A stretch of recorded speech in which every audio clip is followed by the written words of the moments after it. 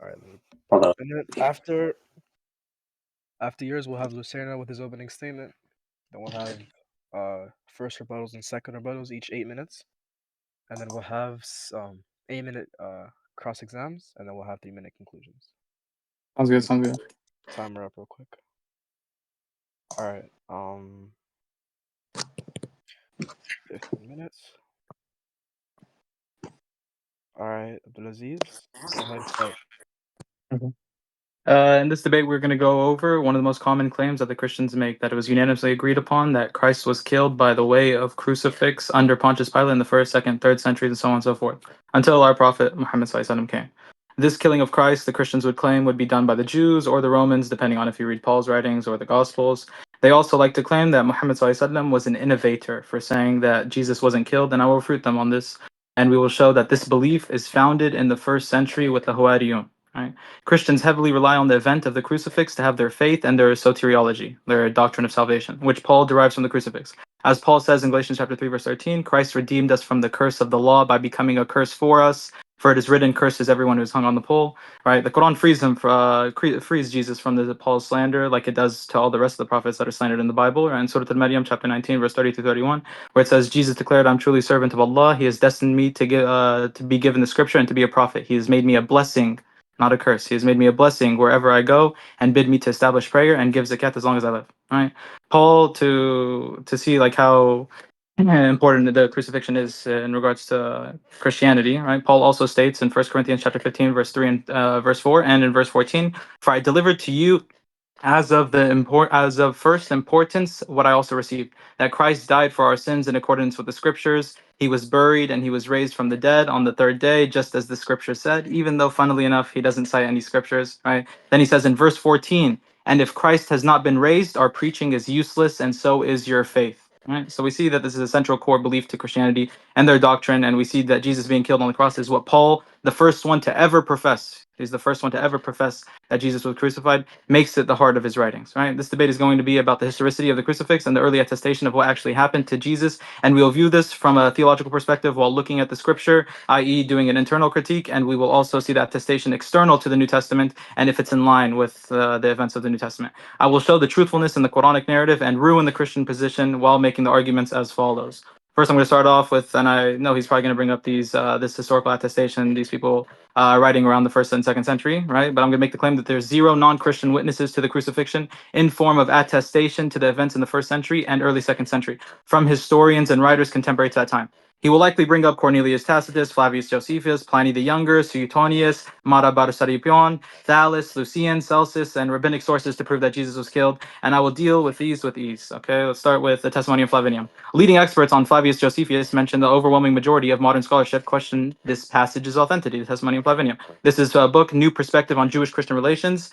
Here they quote the scholar Louis H. Feldman, who says, "In my Josephus and my modern scholarship, 1937 to 1980, I mentioned 87 articles discussing this passage for the period 1937 to 1980, the overwhelming majority of which question these paragraphs' authenticity in whole or in part. The first person to ever mention this is Eusebius from the 4th century. There were 8 Christian writers before Eusebius who referenced from Josephus without mentioning the Testimonium.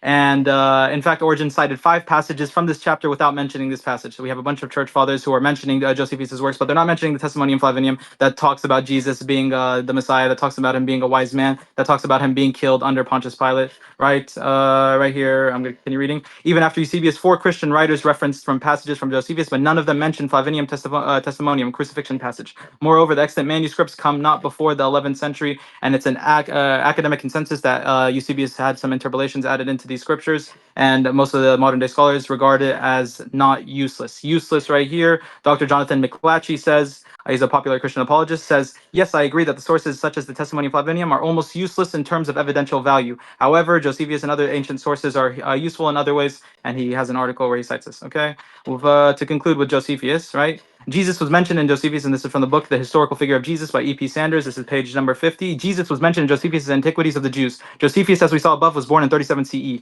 just a few years after Jesus' death, and he wrote the Antiquities in the 90s. The Jewish historians certainly knew something about Jesus, and there is a paragraph about him in that Antiquities, but Josephus' works were preserved by Christian scribes who could not resist the temptation to revise the text and thus make Josephus proclaim that Jesus was the Messiah, that he taught the truth, and that after Jesus' death, he was restored to life. Failing a fluke discovery, we shall never know what Josephus actually wrote. Okay, and this is in E.P. Sanders, The Historical Figure of Jesus, and page number 50. Next, Tacitus. Okay, firstly, Tacitus is merely defining what Christians in his times believed. He was no independent historian, right here. But knowledge, this is from the same book, Historical Figure of Jesus, E.P. Sanders, where he says, but knowledge of Jesus was limited to knowledge of Christianity. That is, and the Jesus adherents had not started a movement that spread to Rome, Jesus would not have made it into Roman histories at all. The consequence is that we do not have what we would very much like, a comment in Tacitus or another Gentile writer that offers independent evidence about Jesus, his life, and his death. And this is, okay, this is another book, Jesus Outside the New Testament, by Robert E. Van Vroest. The most likely source of Tacitus's information about Christ is Tacitus's own dealings with Christians, directly or indirectly,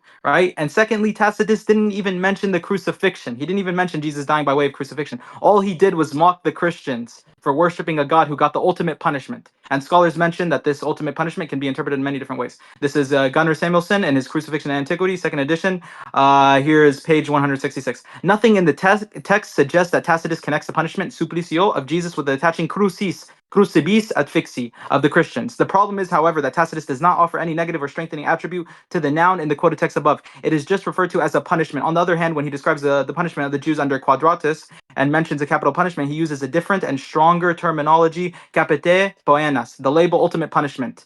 Right at the end of the text appears to cover not only the attachment to crucis, but also the fate of being killed by dogs, as well as being burnt in Nero's garden. So he says there's a multiple ways of scholars can understand like this ultimate punishment that Cornelius Tacitus is writing about Jesus and what happened to Jesus. All right, and then thirdly, the extant manuscripts of Tacitus comes from the 9th and the 11th century and a whole nother language. Right here, I'm reading from the book, the New Testament Documents, F.F. Bruce, where of the 14 books of the histories of Tacitus, only 4.5 survived. Of the 16 books of his annals, 10 survive in full and 2 in part. The text of these extant portions of his 2 great historical works depends entirely on 2 manuscripts, one of the 9th century and one of the 11th. So these are writings that are coming much, much later when it comes to his extant manuscripts. I know he's probably going to bring Pliny the Younger, Sotenius, Martyr Betasopion, Thales, Lucian, Celsus, rabbinic sources as well. Mike Lacona admits that all of these sources are not useful to prove Jesus' crucifixion. In his book, The Resurrection of Jesus, and he's a Christian apologist as well. He's an evangelical Christian. He propagates the view that Jesus was crucified, and he makes like really silly arguments to prove it. But right here, he tells us that none of these sources are reliable.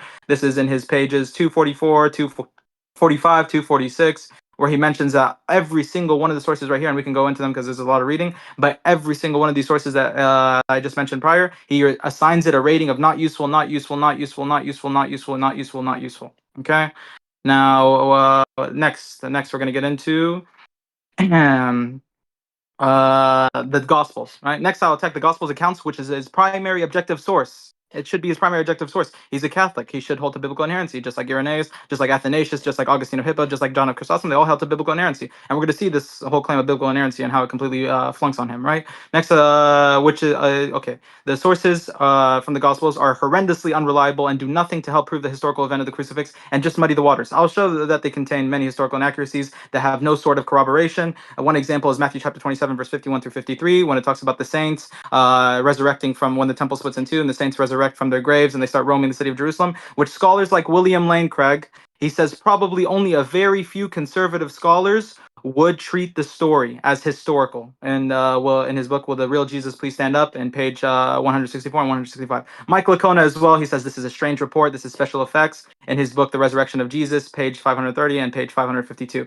And Mark mentions every single detail of this event, but Matthew doesn't mention it in Mark chapter 15, verse 36 to 38. Matthew mentions this event in Matthew chapter 27, verse 48 and 4 through 52, even though we know, like Markan priority, two-source hypothesis, that Mark would have been the backbone of the synoptic gospels, right? And Mike Lacona also admits that in the gospel passion narratives, it is often difficult to determine where history ends and legend begins. And Paul doesn't even mention this event when Paul is preaching to the Gentiles, and he says in 1 Corinthians chapter 15, verse 12, but if it is preached that Christ has been raised from the dead, how can some of you say that there is no resurrection of the dead? So Paul doesn't even mention the saints resurrecting when he's trying to prove that there's resurrection in the afterlife. Josephus doesn't mention it as well, and I would make the argument that a lot of scholars make that it was likely taken, this story was probably taken from a pagan holiday called Anethesteria, okay?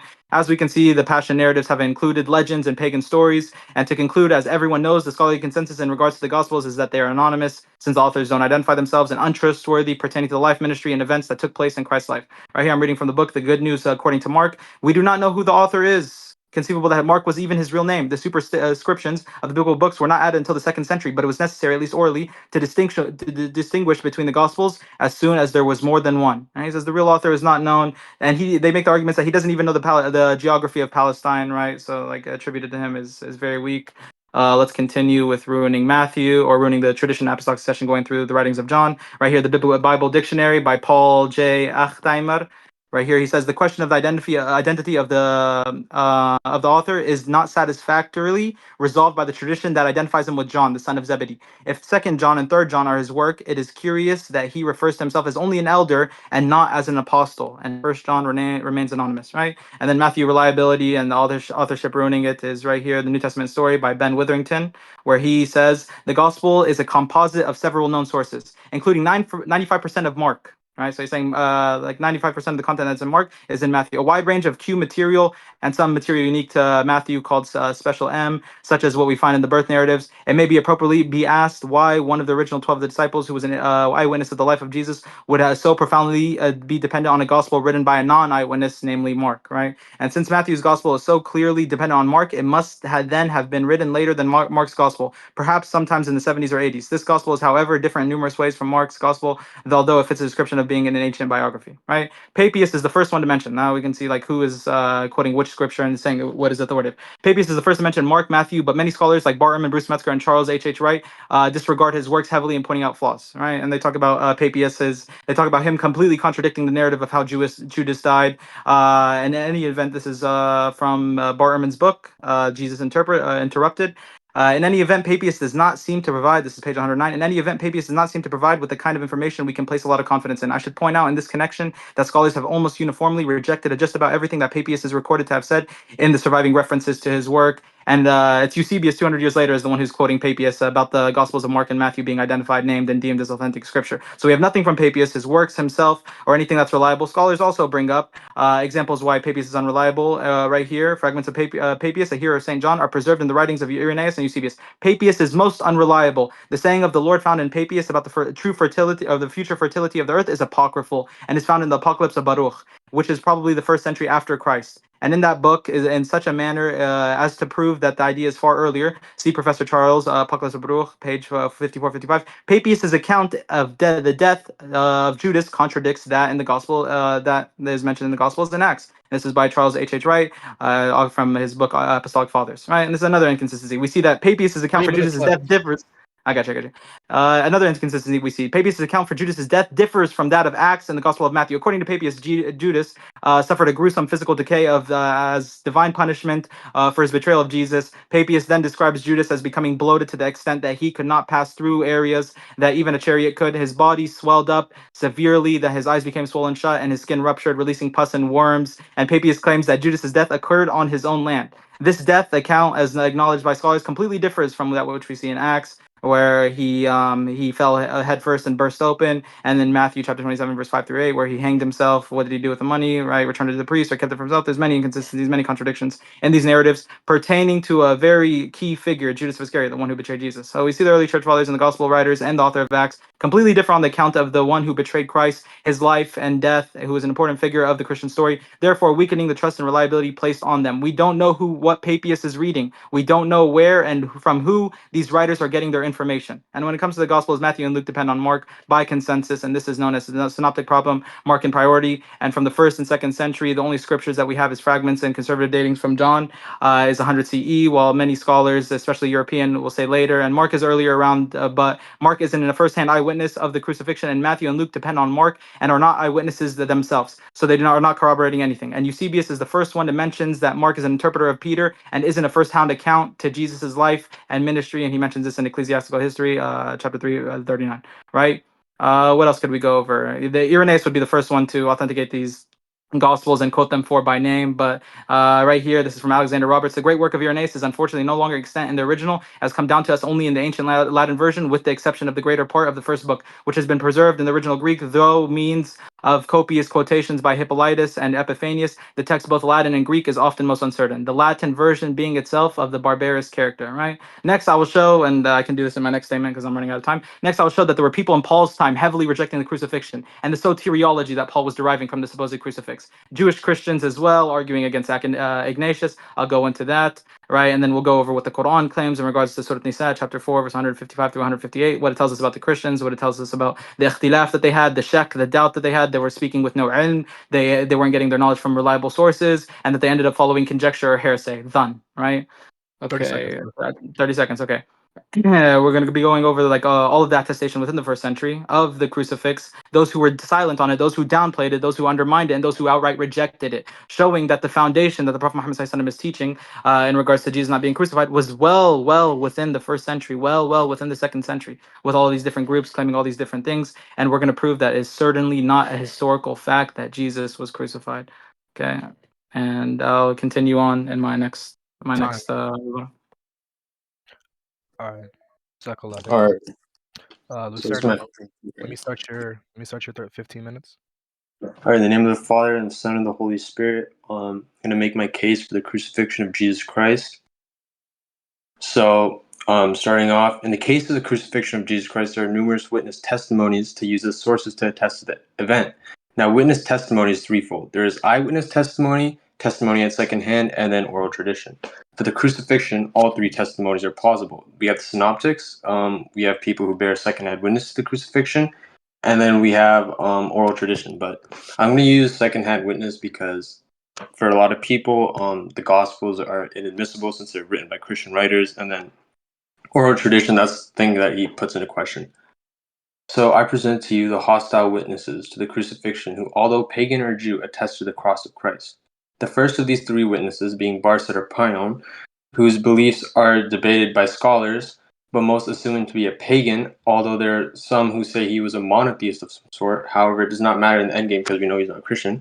What we do know is that he was a Stoic philosopher from the Roman province of Syria living in the 1st century and wrote a letter in Aramaic to his son, which dates roughly to the 1st century. The letter reads, "What else can we say when the wise are forcibly dragged off by tyrants? Their wisdom is captured by insults, and their minds are oppressed and without defense. What advantage did the Athenians gain from murdering Socrates? Famine and plague came upon them as a punishment for their crime. What advantage did the men of Samos gain from burning Pythagoras?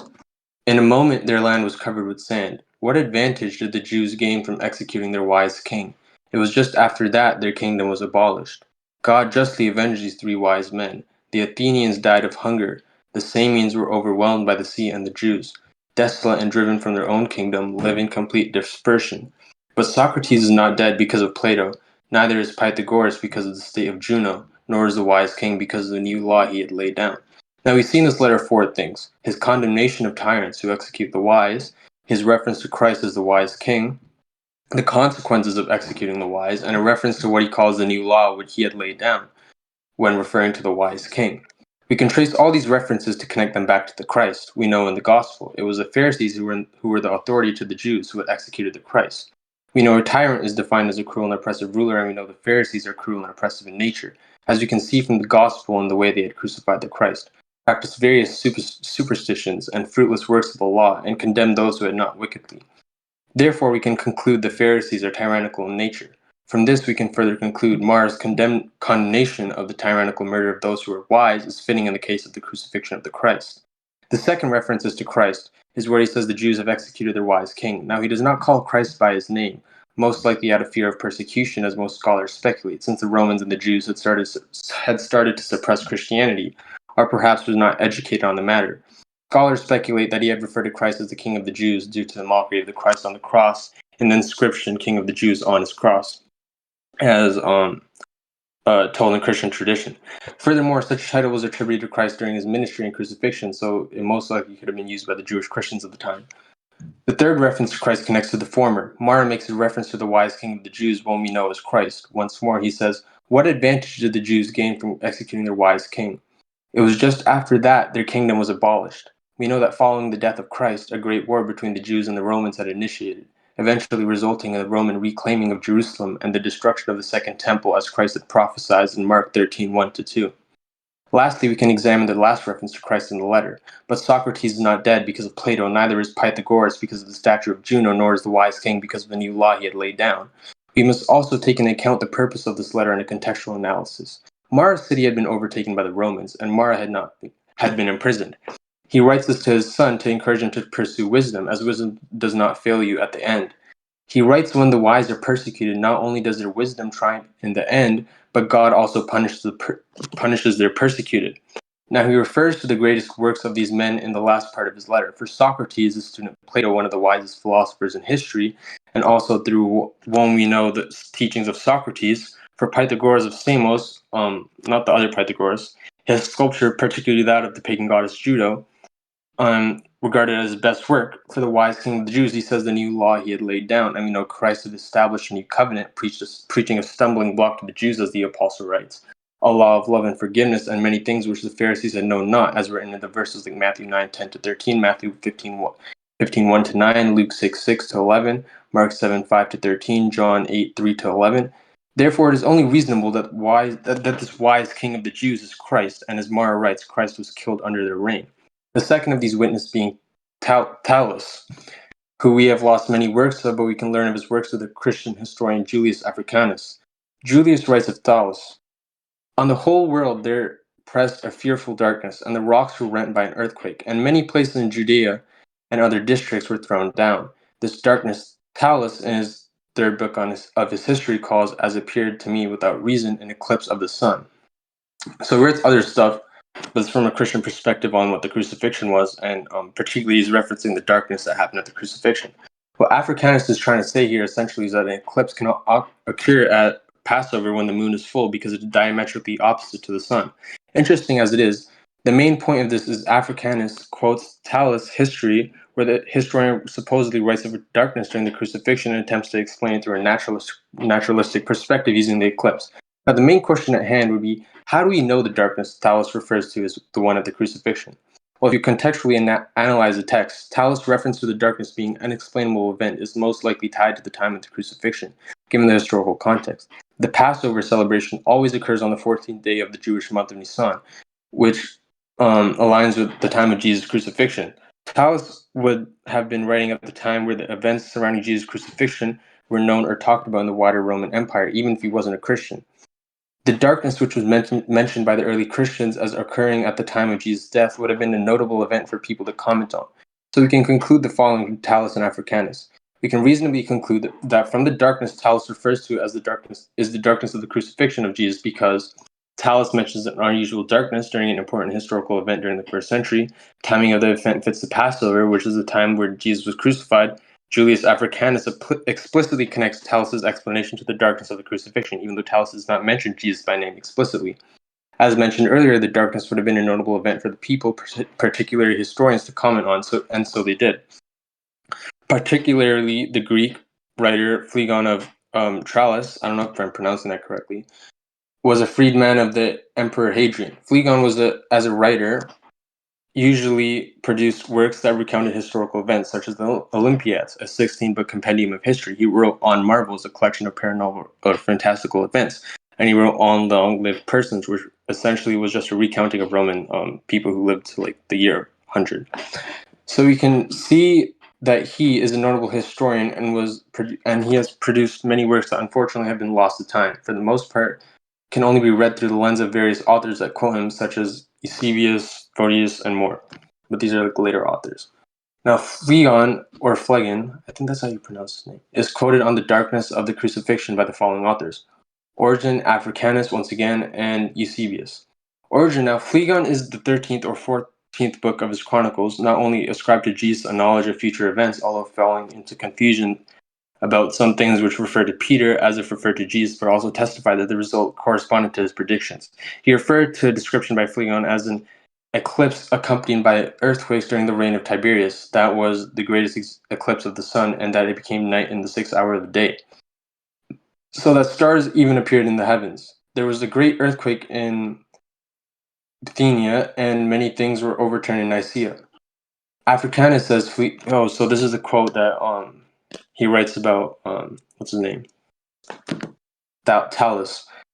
Phlegon records that in the time of the Tiberius Caesar at full moon, there was a full eclipse of the sun from the 6th hour to the 9th, manifestly that of one which we speak. Eusebius, in the 4th year of the 202nd Olympiad, there was a great eclipse of the sun, greater than had ever been known before, for at the 6 hours of the day was changed into night, and the stars were seen in the heavens. An earthquake occurred in Bithynia and overthrew a great part of the city of Nicaea. So from both Phlegon and Thales' testimony, we can conclude that the darkness was present at the crucifixion and recorded in the Gospels, such as Matthew 27:45, Luke 23:44-45, and Mark 15:33. So we have Tacitus, a Roman historian and senator, referred to Jesus, his execution by Pontius Pilate, and the early Christians of Rome in his work Annals, book 15, chapter 44. So Tacitus was not sympathetic towards Christians and therefore considered a hostile witness. Contextually, Tacitus writes of Christ and his followers in relation to the Great Fire, for it is traditionally said that Nero, the emperor of Rome, had persecuted and blamed the Christians for the Great Fire. Tacitus says, but all human efforts, all the lavish gifts of the emperor and the propitiations of the gods did not banish the sinister belief that the conflagration was the result of an order. Consequently, to get rid of the report, Nero fastened the guilt and inflicted the most exquisite tortures on a class hated for their abominations. Called Christians by the populace, Christus, from whom the name had its origin, suffered from extreme penalty during the reign of Tiberius at the hands of one of our procurators, Pontius Pilatus. And the most mischievous superstition, thus checked for the moment, again broke out not only in Judea, the first source of the evil, but even in Rome, where all things hideous and shameful from every part of the world find their center and become popular. So the rest of the passage is just him bashing on Christians. I'm not going to read that.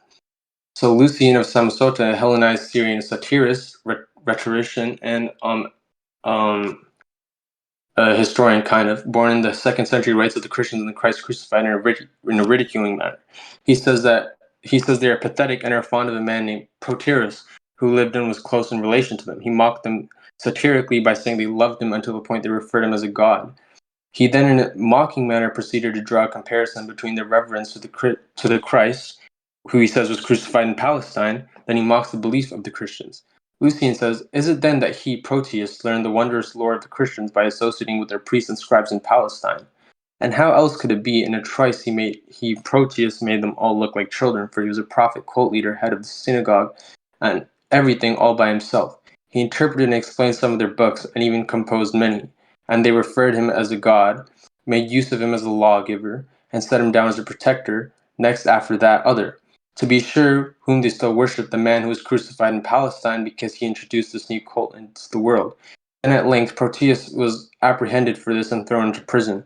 The Christians, regarding the incident as a calamity, left nothing undone in the effort to rescue him. So it was then, in the case of I don't know how to pronounce the Roman name. Much money came to him from then by reason of this imprisonment.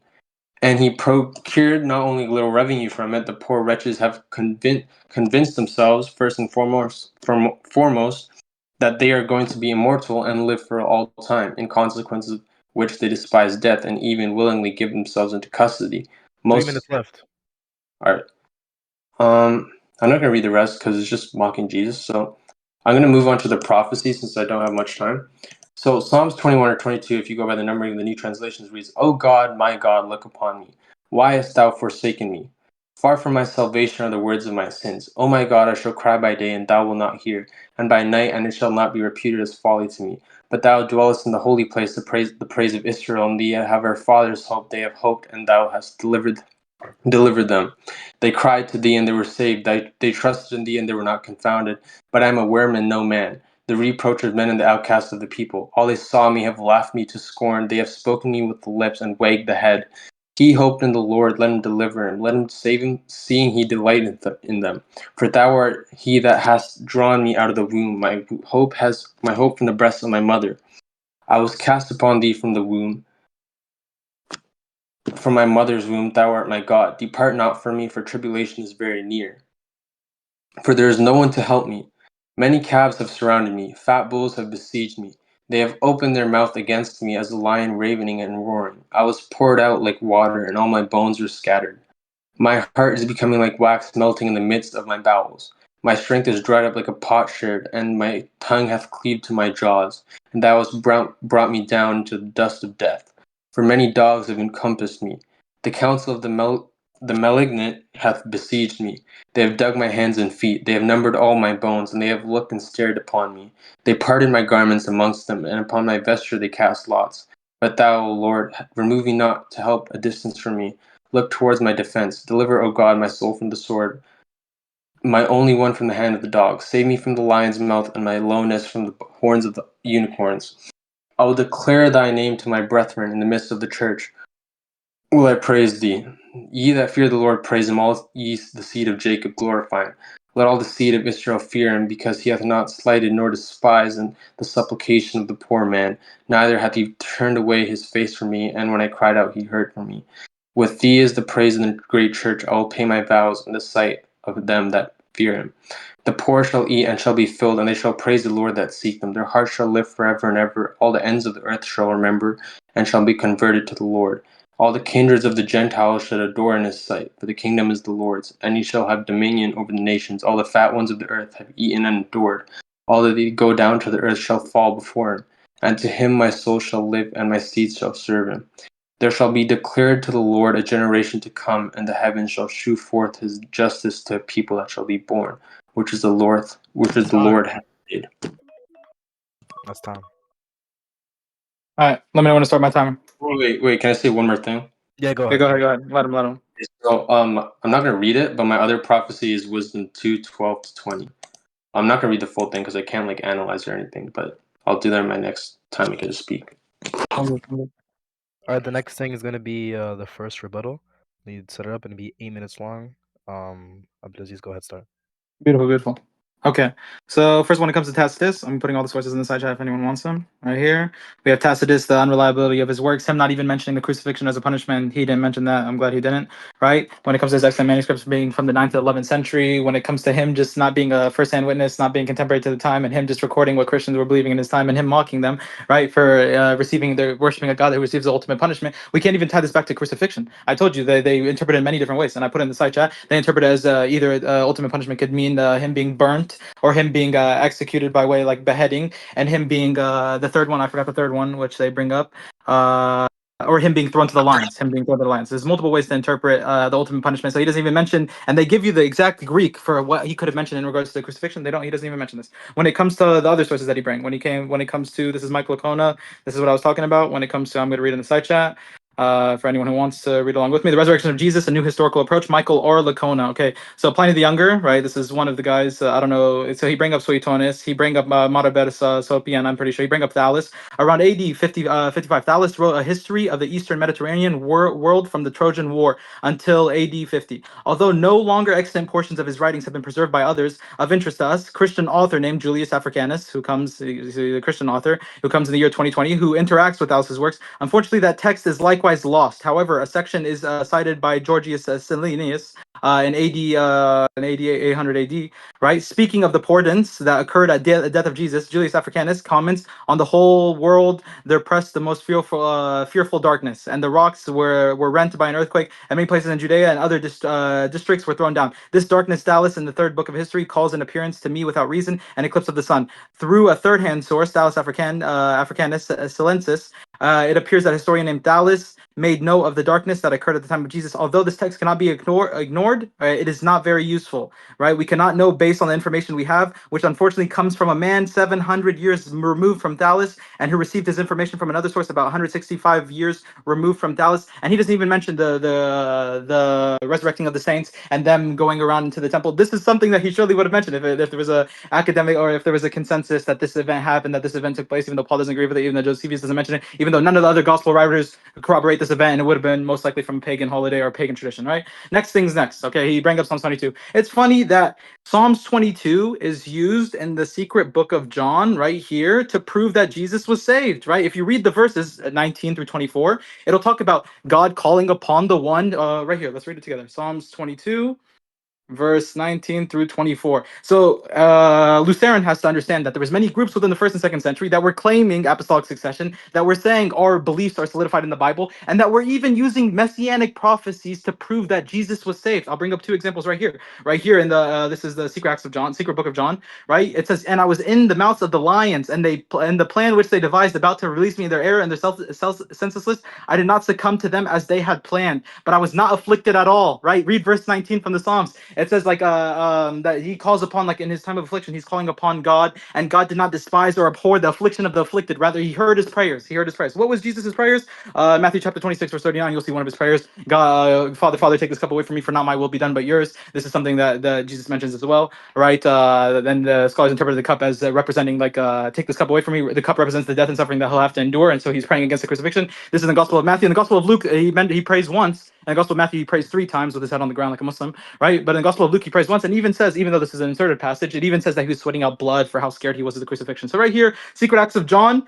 is saying, using Psalms 22 to deny the crucifix. And you need to understand that there's many groups doing this. The Basilidians, they were doing this as well. I put the source in the side chat. The Basilidians right here, they claimed apostolic succession running through Glossius, from Peter to Matthias to Jesus. This is their apostolic succession. And in their gospel, the Basilidian gospel, it says, he, Christ, appeared on earth as a man and performed miracles. Thus himself, he did not suffer. Rather, a certain man, Simon of Cyrene, was compelled to carry his cross for him. It was he, Simon, who was ignorantly and erroneously crucified, and being transfigured by him, so that Simon might be thought to be Jesus. SubhanAllah, وَشُبِّهَ لَهُمْ. It appeared to them so. Moreover, Jesus assumed the form of Simon and stood by laughing at them. With regard to accounting for Jesus' laughter, R.M. Grant notes the likely Old Testament foundation of Basilidia's reinterpretation of Jesus' passion in the light of Psalms 2. They're quoting Psalms 2 to prove that Jesus was ascended into the heavens. And right here, read at the bottom of this page, Psalm, which we know was interpreted messianically by the early Christians, Psalms 2 begins with a picture of the archons in the Septuagint conspiring against the Lord and his anointed. Psalms 2 talks about the ones who are conspiring against the Lord and his anointed.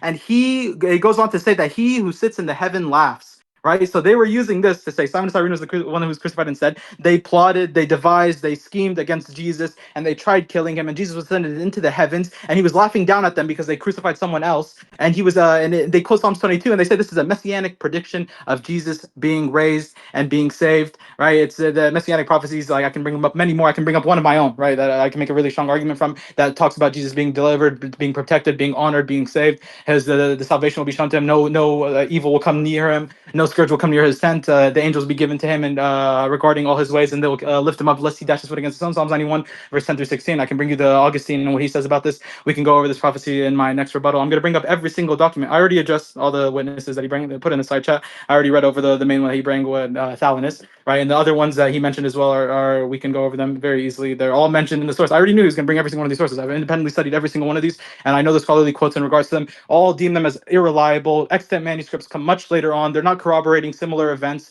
They're not addressing the crucifixion. The Testimonium Flavinium is inserted as an interpolation. Tacitus's writings are unreliable. He doesn't even mention, he's not a first-hand witness or anything like this. And these other guys as well, they're coming much later on, and they're not writing anything pertaining to the crucifixion, anything contemporary to it, and their works are unreliable. Like what Michael Licona. Michael Licona is evangelical. I'm not quoting any atheist or secular scholars. This is Michael Licona is a Christian scholar. Right here, we're going to go over every single document within the first century and second century that denies the crucifix. Okay, here, denial, right? And denial in science. Okay, so whether you like them or not, these are historical sources. History is based on writings and testimonies, not theology. If we're using the historical critical method, history knows no religion, and it only knows reliable and unreliable. Okay, so right here, the first Christian source that there's academic consensus that exists is the Q source, right? 35 from the years 35 to 50 CE is silent on the passion and crucifixion narrative. The Epistle of James, silent and silent on the crucifixion and passion narrative. The Epistle of Jude, late first century, silent and on the crucifixion and passion narrative. The Didache, silent on the narrative. The Gospel of the Nazarenes, from the year 70 to 100 CE, silent on the crucifixion and passion narrative. Gospel of the Ebionites, movement in the late first century, and the Gospel is from 120 CE, silent on the crucifixion. Right? Gospel of Thomas, second century, but some argue that it can be traced back to the first century, silent. And John Dominique Rosson says Thomas is from 50 to 70 CE. The Shepherd of Hermes, silent on the crucifixion. This is from 80 to 100 CE. Right? 6 from the first century, second from the second. two from the 2nd century, and this is basically documents that would have been going around, traditions that would have been passing down, all claiming to be the authentic teachings of Christ, and no one was holding any significance or any importance to the death and resurrection of Jesus Christ, except for Paul and his Christology and his soteriology and his theology that he needs Jesus to be crucified so he can redeem us from the curse of law. Right? Here's denial sources: Gospel of Judas, 150 to 180 CE, 2nd century, chapter 53 says, "Another man who will bear my cross and suffer in my place." Okay, the Apocalypse of Peter. So we're going over works that are attributed to these disciples, to these people, traditions that lead back to them. The Apocalypse of Peter, 81, dated to 130 CE. Peter having a vision of Jesus sitting on a tree while watching another man who resembles him. Exactly what the Quran says, right? A denial. This is a denial of the crucifix. The second treatise of Great Seth, mid-2nd century, denial, says Simon transfigured and looked like Jesus, a denial of the crucifixion. Gospel of the Basilidians, early to mid-2nd century. They have apostolic succession. I named them. Glossius, so Basilidian says from Glossius to Peter to Matthias to Jesus. So they have apostolic succession 30 as well. seconds. Actually, Secret Acts of John says in 150 CE, it says he only appeared to have suffered. I bring up that source in the slide. I'll put every single one of these sources. Any source that he wants, call it out. I'll bring it. The letter to the Magnesians. We're going to discuss the Jewish Christians in my next rebuttal. We're going to discuss the Jewish Christians. I'm going to prove that the Hawadiyun were in the 1st century. We're propagating the view that Jesus wasn't crucified. I'm going to bring up scholarship as well. The letter to the Magnesians, 1st century denial. The letter to the Philadelphians, it talks about Ignatius of Antioch arguing with groups who were not believing in not believing in Jesus' crucifixion and resurrection. They were making arguments like he only appeared to suffer. He didn't suffer. And they make arguments that it's not an original document, so why would we affirm it? And he says that they're denying that the death of Uh, Jesus Christ, and I'll bring you scholarship on this as well. Right? Multiple, if I can say one more thing. All right, the go letter ahead. to the Trallians, 1st century, Paul's writings debating those who denied and belittled the crucifix from Jerusalem's pillars, and the early Jewish Christian groups' denial. Right? I can bring up from Paul's writings, Apocryphal of James, dated to 100 to 200 CE, denial of the crucifix. 10 documents that deny the crucifix. 8 are silent on the crucifix. 10 of these documents are from the 1st century, and 8 of them are from the 2nd century, which puts a whole huge hole in the whole idea that everyone was unanimously agreeing All right. upon the crucifixion of Jesus Christ within the 1st and 2nd century. My bad. Okay, good, good. Give him an extra 30 seconds if you'd like. All right. Lucerna, you ready for your first Yeah. rebuttal? Okay, Yeah. So the time starts now. Go ahead.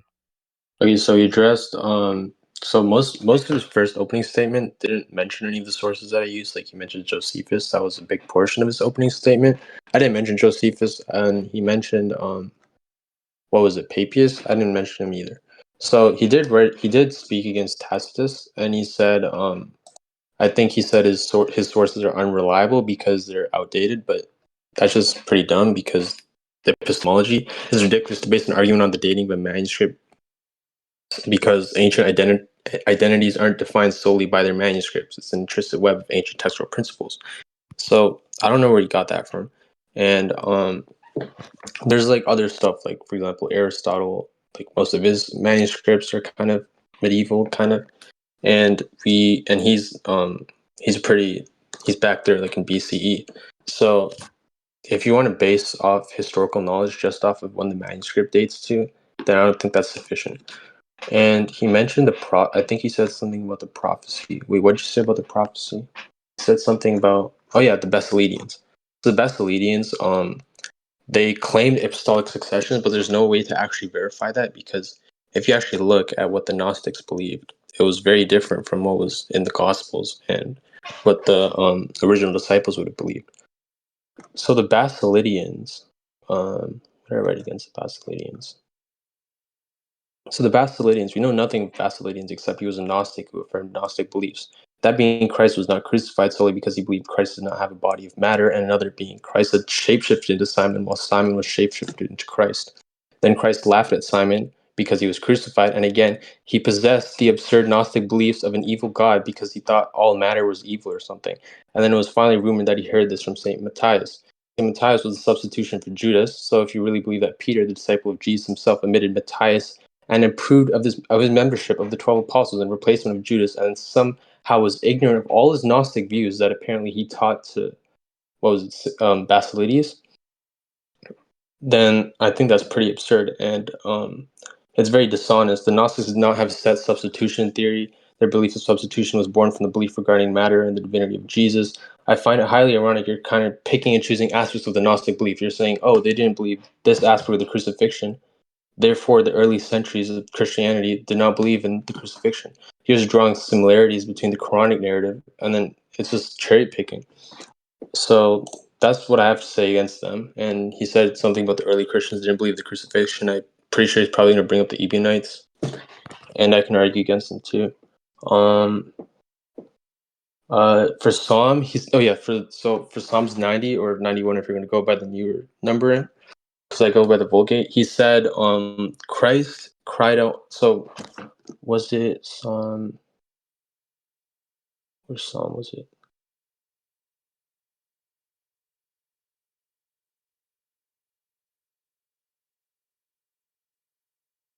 Okay, so it was Psalm 6 to 9. He said, they cried out to thee and they were saved. They trusted in thee, yet they were not confounded. But I am a worm and no man. So basically, this is where he says Jesus cried out on the cross. Or he says the psalm predicts that the Messiah will cry out and then he will be saved.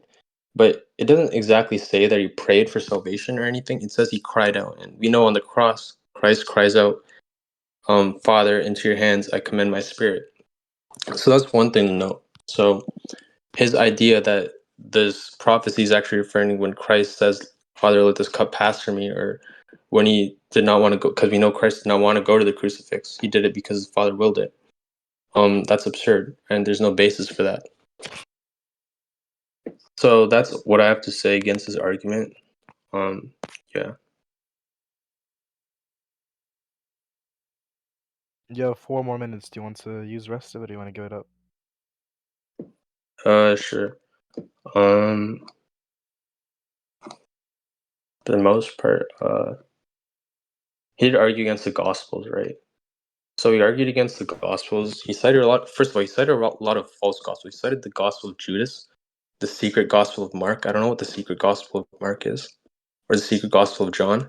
These are unknown Gospels, and I don't know why you take them as authority, because the early church rejected them. So to prove Gospel authorship, I'm going to use Origen, Tertullian, and Irenaeus. And because in the early centuries, these are the early church fathers. So Origen writes, concerning the 4 Gospels, which alone are unconverted to the church of God under heaven, I have learned by tradition that the Gospel according to Matthew, who was at one time a publican and afterwards an apostle of Jesus Christ, was written first, and that he composed it in the Hebrew tongue and published it for the converts from Judaism. The second written was that according to Mark, who wrote it according to the instruction of Peter, who in his general epistle acknowledged him as a son, saying, the church that is in Babylon, elect together with you, salutes you, and so does Mark my son. And third was that according to Luke, the gospel commended by Paul, which he composed with the converts from the Gentiles. Last of all, that according to John. And this is a commentary on Matthew 1. So he also says the same authority of the apostolic churches who will afford evidence from the other gospels also, which we possess equally through their means and according to their usage. I mean the gospels of John and Matthew, whilst that which Mark published may be affirmed to be Peter's, whose interpreter Mark was, for even Luke's form of the gospel men usually ascribe to Paul, and it may well seem that the works which the disciples published belong to their masters. So this is written against Marcion, 4.5. So we lay it down as our first position that the Evangelical Testament has apostles for its authors, to one was assigned by the Lord himself, this office of publishing the gospel of the apostles. Therefore, John and Matthew first instilled faith unto us, while apostolic men, Luke and Mark, renew it afterwards. These all start from the same principles of the faith, so far as it relates to the one only God, the Creator, and his Christ, how he was born of the Virgin and came to fulfill the law and the prophets. Irenaeus in 180 AD writes, Matthew also issued a written gospel amongst the Hebrews in their own dialect, while Peter and Paul were preaching at Rome and laying the foundations of the church. After their departure, Mark, the disciple and interpreter of Peter, did also hand down to us in writing what had been preached by Peter. Luke, also the companion of Paul, recorded in a book the gospel preached by him. Afterwards, John, the disciple of the Lord, who also had leaned upon his breast, did himself publish a gospel during his residence at Ephesus in Asia, and this is against heresies. This means that by 180 AD, we have solid historical literary evidence that the early church confirmed that the 4 New Testament Gospels were indeed written by Matthew and John, 2 apostles, and Mark, a close associate of Peter and Luke, a close associate of Paul, and 2 other apostles. So from this we can note 4 things. All the authors would have written in the 1st century and died by its close. 1 minute left. Matthew was written during the time where Peter and Paul were founding the church in Rome. Mark wrote when Peter's death at the request of the Roman Christians, and Luke wrote under the authority of the Apostle Paul. So that's what I have to say here. Do you give the rest of your time? I gave you an extra 30 seconds, so do you want to give up the extra 30 seconds? No. All right, go. Then Abdulazeez, you ready for your next rebuttal? Of course. All right. All right. I'm gonna start the timer in 3, 2. All right, go ahead, start. Beautiful, beautiful. Wait, wait 1 second. Let me start my timer. Okay, 3, 2, 1, go. All right, beautiful. Jewish Christianity. I'm going to be like making an argument for the Hawaii. So he's saying I'm appealing to Docetists. He's saying I'm appealing to the Monophysites. He's saying I'm appealing to the people who believe in an angelic figure or a spiritual figure of Christ and that he didn't have like an actual body or anything like this. Right? These are some groups, and this is what the Quran says. Right? The Quran says, وقولهم إن قتلنا المسيح عيسى ابن مريم رسول الله وما قتلوه وما صلبوه ولكن شبه لهم وإن الذين اختلفوه فيه لفي شك. Right? So we know that there was people who were having difference of opinion. I already addressed this, right? There was ikhtilaf, there was difference of opinion, there was done, they were following conjecture, they were following hearsay. They had no ilm, they had no knowledge, they weren't getting it from reputable sources. Right here, I'm going to make a very strong case that the Jewish Christians in Paul's time, in the 1st century, arguing with Ignatius. I'm going to bring up scholars, every single source is in the side chat, every single source is in the side chat right here. We're going to read on the early, okay, right here, this is Ignatius's writings. This is a letter to the Trallians. Okay, it's going to take a second to send. 1 second. Okay, beautiful. Right here in the side chat. Right here. So the letter to the Trallians. But if, as some are that are without God, that is unbelieving, say that he only seemed to suffer, they themselves only seeming to exist, then why am I in bonds? Why do I long to be exposed to the wild beasts? Do I therefore die in vain? Am I not one of the guilty and falsehood against the cross of the Lord? He's saying people are saying he appeared to suffer. He appeared to suffer, but he didn't really suffer. Okay, right here, early Christian church fathers, Cyril C. Richardson, where he goes over the letter to the Philadelphians. Right here, he writes, this is Ignatius writing to the Philadelphians. I urge you to do not do things in cliques, but act as Christ's disciples. So he's addressing Christians, right? When I heard some of the people saying, if I don't find it in the original documents, remember when I mentioned all the original documents within the 1st century that didn't have any crucifixion, any passion narrative? When it said, I don't believe it in the God. They said, if I don't find it in the original documents, I don't believe it in the gospel. I answered them, but it is written there. They retorted, that's just the question. To me, my mind, it is that Jesus Christ who is in the original documents. The inviolable archives are his cross and death and his resurrection and the faith that came by him. This is a letter to the Philadelphians. We already saw the letter to the Trallians where they says he only appeared to suffer. Right here, they're saying it's not an original document. So why would we affirm this, Ignatius? Why would we affirm this if it's not an original documents? The crucifixion and the passion narrative. Why would we affirm this? Right here in the letter to the Philadelphians, he says, I urge you to not do things in cliques. But wait, no, right here. Okay, this is his letter to the Magnesians. Those then who lived by ancient practices arrived at a new hope. They ceased to keep the Sabbath and lived by the Lord's day, on which our life as well as theirs shone forth. Thanks to him and his death, though some deny this, though some deny his life and his death, though some deny this, through this mystery we got our faith, and because of it we stand on our ground, so as to become disciples of Jesus Christ, our sole teacher. 3 sources right here, and you're going to say that they might be Docetists or something like this. This is why I bring the scholarly quote right here. Give me 1 second to read it. Okay, I have to find it because there's too many people typing in the side chat. 1 second. Okay, beautiful. Right here. So this is from the scholar.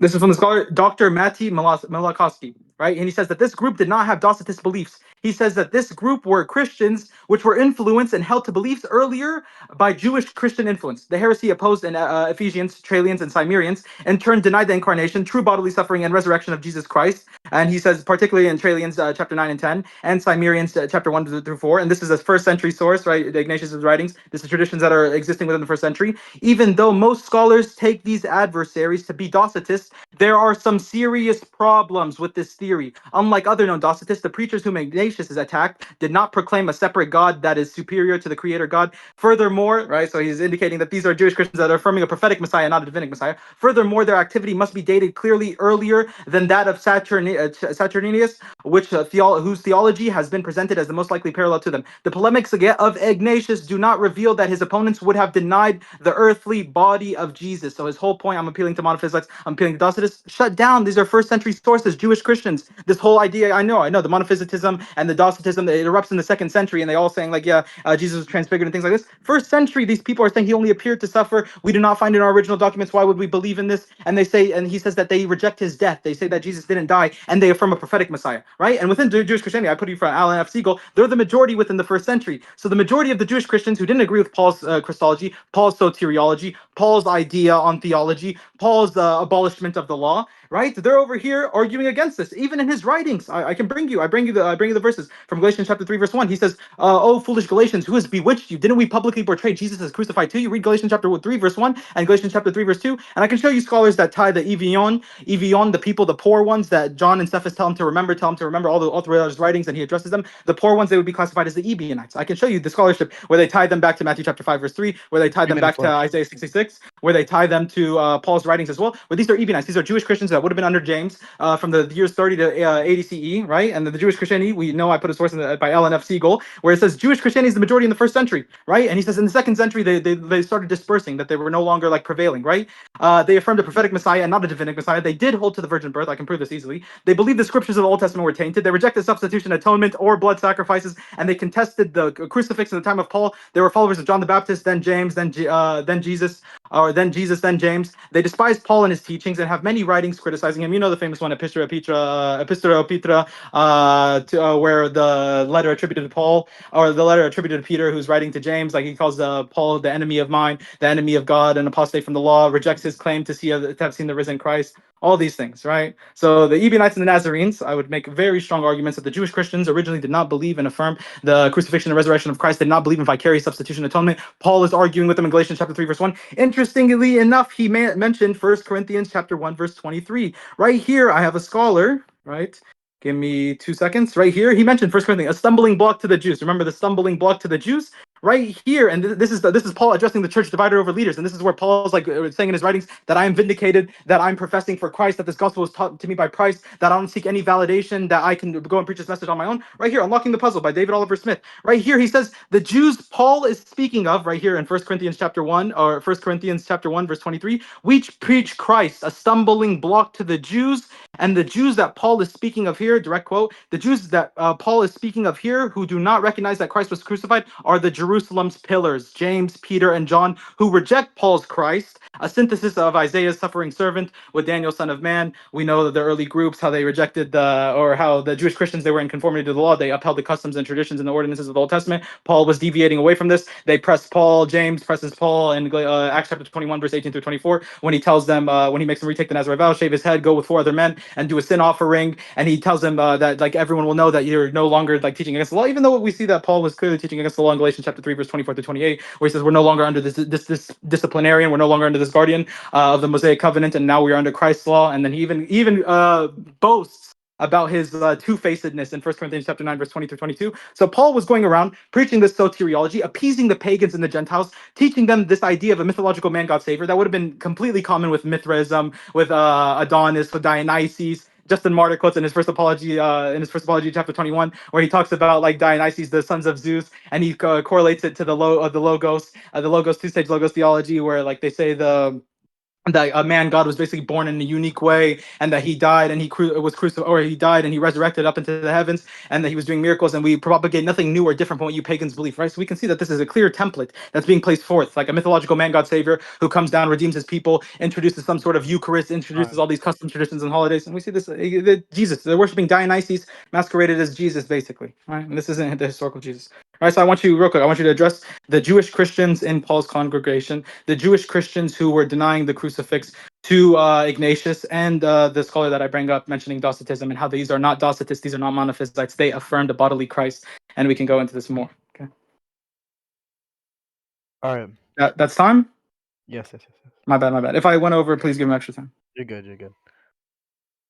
All right. Lucerna, you ready for your second and last? Yeah, hold on. I'm just pulling up the verse. All right. After we do this, we'll have 8 minutes cross exams for each person. We'll start with Abdulazeez. Basically, it'll be questions from Abdulazeez that Lucerna will have to answer. Then we will shift it after 8 minutes for Lucerna to ask his questions to Abdulazeez. Sounds good. All right. All right, Lucerna. Your time starts now. Go ahead. So you wanted me to address that Ebionites or the early Jewish Christians that he thinks are going to believe in the crucifixion, and he gets this evidence because he says Paul, the apostle, um, innovated the crucifixion. So he gets that from Galatians 3:1, where he says, "Foolish Galatians, who has bewitched you? We preach Christ crucified." So this is not exactly what Paul means here, because when Paul criticizes people and says we preach Christ crucified, like he says in 1 Corinthians, I think it was chapter 2, verse 2, he tells people that they're straying from the path of what Christ was taught. And then he tells you we preach Christ crucified. We represent Christ crucified. So stick to the path. Stop doing weird stuff. And he also mentioned 1 Corinthians 1:20-25, where he says the crucifixion is a stumbling block to the Jews. If you read the context, it says, "Where is the wise? Where is the scribe? Where is the disputer of the world? Hath God not made foolish the wisdom of this world? For seeing that in the wisdom of God, the world by wisdom knew not God, if pleased God by the foolishness of our preaching to save them that believe. For both the Jews require signs and the Greeks seek after wisdom." So here he does not only say that the cross is a stumbling block to the Jews, he says it's a stumbling block unto the Gentiles too. So he says it's a stumbling block because the Jews require signs. They want signs from Christ that he's the Messiah. And obviously, they're very similar to the modern Jews who say stuff like, "Oh, why did Christ not deliver us from Israel, or deliver us from the Gentiles and bring us back to Israel and give us a kingdom?" Because that's what they expected the Messiah to be. And he also says the Greeks who seek wisdom, because the Greeks were philosophers and they cannot, because Christ came with a lot of supernatural truths, and the Greeks being very into that tradition of philosophy, where usually had a rationalistic approach to most things. Like, as you can see from Tallis, who try to explain the darkness of the crucifixion with an eclipse through a naturalistic lens. So we see that when Paul says Christ crucified is a stumbling block to the Jews, he doesn't mean that the Jews are essentially James, Peter, or whoever you said they were, the pillars of Jerusalem. I don't even know where you got that from, but he says this stumbling block to the Jews who reject Christ, because Christ is something that they did not expect. They're a stumbling block to the Jews because the Jews did not expect him to be the Messiah. They wanted more signs that he was the Messiah. They wanted him to actually be delivered from the cross. That's why they taunt him on the cross. They say, if you're the Messiah, or if you're the Son of God, save yourself. And he couldn't save himself, so it's a stumbling block to them. And he also says to the Gentiles, if he was specifically talking about the Jerusalem pillars, then he would mention them. But he actually talks about the Gentiles too. He says to the Gentiles foolishness, and he says the foolishness of God is wiser than men, and the weakness of God is stronger than them. So this is what Paul is essentially saying when he says the crucifixion is a stumbling block to the Jews. And he also wanted me to address the Ebionites, which are essentially the early Jewish Christians. So first of all, for the Ebionites, for the most part, we only can study them through the lens of the church fathers. Like, the church fathers cited them, the church fathers wrote polemics against them. We don't actually have that much sources on who the Ebionites were. They did. So what we do know about them is that they had some very strict traditions. They had a tradition of vegetarianism. They rejected all sorts of animal sacrifices, which would not only contradict the Quranic. Pretty sure the Muslims have this sacrifice of goat, right, on Eid or something. And they also reject the Jewish animal sacrifices in the Old Testament. So they reject Levitical sacrifices, and then they reject. So they're vegetarians. So they also rejected meat that's considered permissible in Jewish law, and they rejected the virgin birth of Christ, which is inherently blasphemous in both religions of both Islam and Christianity. So to consider these people the early Christians, because first of all, because when we talked, you said the disciples had attempted to spread the message of Christ, that he was not crucified. So if these are the people that they were, these people not only rejected the virgin birth of Christ, they altered the law of Moses. And the only reason they accused Paul is because they thought he was straying too far from the law of Moses, because Paul did preach against the Pharisees. He preached against a lot of the churches who were following the law of Moses strictly. So they thought he was straying from the law of Moses, which is hypocritical, because they themselves were also straying from the law of Moses by saying stuff like Moses promoted vegetarianism, he rejected animal sacrifices, and then they also blasphemed the Virgin Mary. So, and also most of them were Gnostics, so they also didn't even hold the fact that Christ had a physical body, which actually brings me to my next point. You said that the Quran affirms that there was a variety of views. Sure, there could have been even if it affirmed that, like, the thing is, you're drawing one similarity from this belief to the Quranic narrative, and it's just so absurd because these people literally hold the most absurd view of Christ, but they just affirm the sole fact that he wasn't crucified due to their absurd view. They didn't affirm anything else. They had an absurd view of Christ that said he did not have a physical body, so they concluded from this that Christ was not crucified. This is like saying like a Hindu who rejects the crucifixion in like the first century that proves the Quranic narrative. Like this is so stupid. The Gnostics rejected the crucifixion because they did not believe Christ had a physical body in the first place. That's why they rejected them. And the Ebionites were also, for the most part, Gnostic. So if you want to say these people are the true followers of Christ in the first century, the Jewish Christians, then it's just absurd. That's all I have to say for my rebuttal. Can I get 30 seconds to reply, like real quick? Well, Is there that cool he with right now? Just he to that has point, real quick. okay. You could do it in your cross exam if you want instead, because Hey, you want. just real quick, like right here. Okay, so Origin Eusebius mentioned that they did believe in the virgin birth. Catholic Encyclopedia says some of the Ebionites accepted the virgin birth, others didn't. The vegetarianism is Epiphanius of Salamis' writings in the 4th century, where he talks about that they had some sort of idea of vegetarianism, but this is differing and this is straying off from the 1st century. And the adoptionist Christology comes in the 2nd century. Right here, I put a source for that, where adoptionist Christology comes in the 2nd century. So the earliest Ebionites were affirming the virgin birth. This is false. Eusebius and Origin make note of it. I put in the side chat. New Catholic Encyclopedia also tells you some of the Ebionites affirmed it and some of them rejected it. They believed the Old Testament was corrupt. They didn't trust the priests, the high priests, who were like trying to make a livelihood off of these animal sacrifices. And they said that the scripture was distorted, just like what Isa came to correct them on the message that they were corrupting. My bad. If he wants to say anything, he can. Or we can get into the Q&A real quick. Lucerna, you want to say anything? If not, we can get into the cross exams. Wait, what did he said something about they affirmed yeah, I'm saying there was a variety of views among them, obviously, like, but the fact that some of them didn't is just weird because these are the people that you're saying that had the true message of Jesus Christ, right?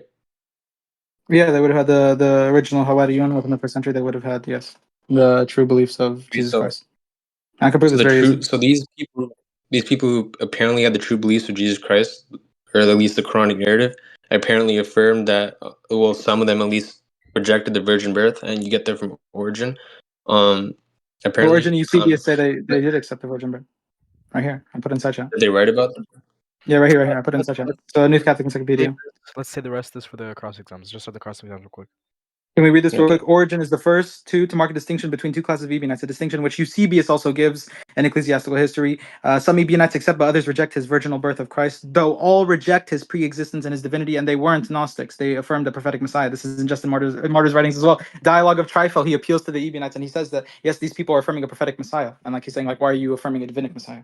Dialogue with Trifle, Justin Martyr. So they did affirm a prophetic Christ, not a divinic Christ. They didn't say he had some spiritual angelic body. This is false. This is the monophysites and the Docetists that come within the 2nd century. Adoptionism comes in the 2nd century. 1st century, they would have affirmed the virginal birth of Christ. Very simple.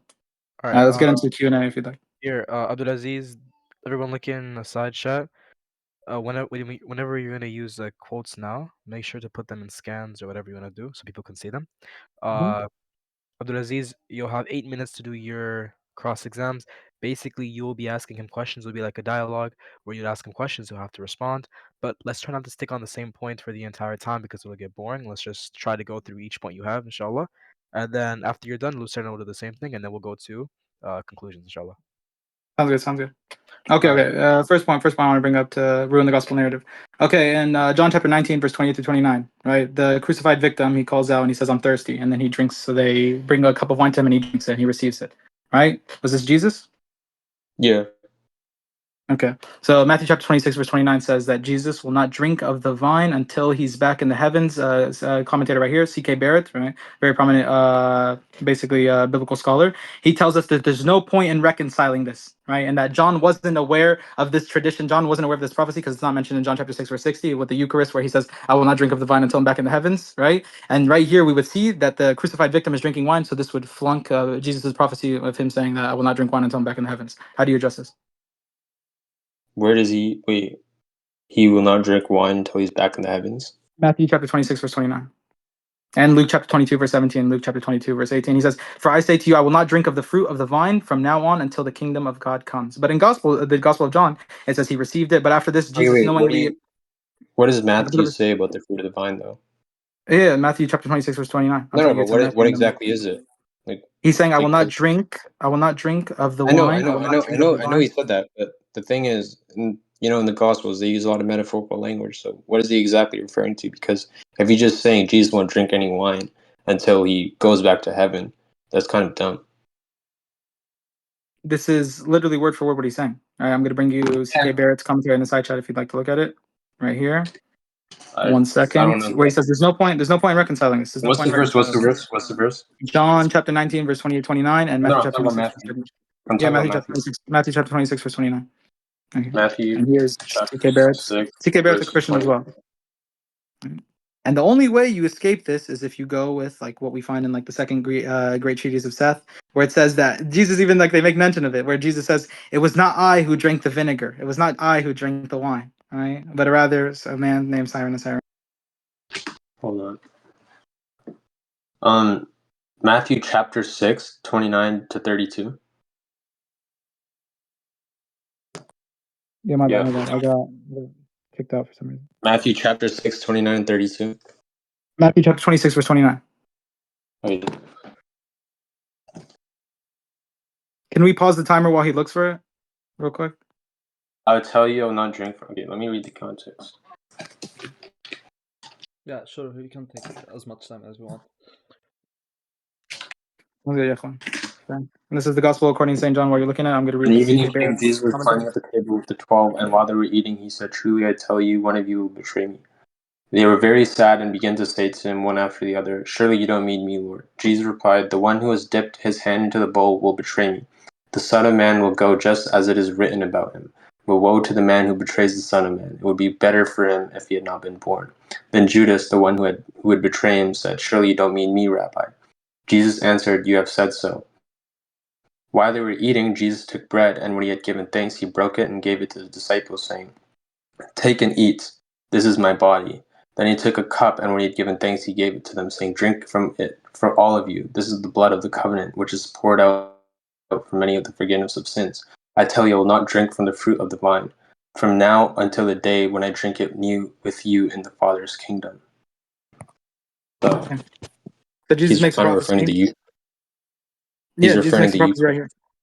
here. Yeah, he's referring to the Eucharist, He's and he's not also telling actually. people that he will not drink. He's not literally referring to tasting wine. He's making a prophecy of the Eucharist. He's telling his people that he will not drink of the vine. It's very clear. He will not drink of the vine until he's back in the heavens, right? And Matthew doesn't mention this, that he drank from the vine. They say they bring the cup to him and he didn't receive it, right? John says he did receive it, right? And right here, this is C.K. Barrett. He says there is no point in trying to harmonize this passage with Jesus' Last Supper promise, not recorded by John. So he's saying like John doesn't get his information from Matthew. Obviously, John is like an independent gospel, right? Not recorded by John to drink no more wine until he should drink it in the kingdom of God. The only way to rationalize this is the second treatise of Great Seth, where Jesus right here is apparently speaking. It was another, their father, who drank the gall and the vinegar. It was not I. It was not I. Right? And they struck me with the reed. It was another, Simon, who bore the cross on his shoulder. I was another, upon whom they placed the crown of thorns. But I was rejoicing in the height over all the wealth of the archons and the offspring of their error, of their empty glory, and I was Brother, laughing at their ignorance. This is a clear P and not P. brother. Okay, look, he's so you can refer from the context that he's talking about the Eucharist, right?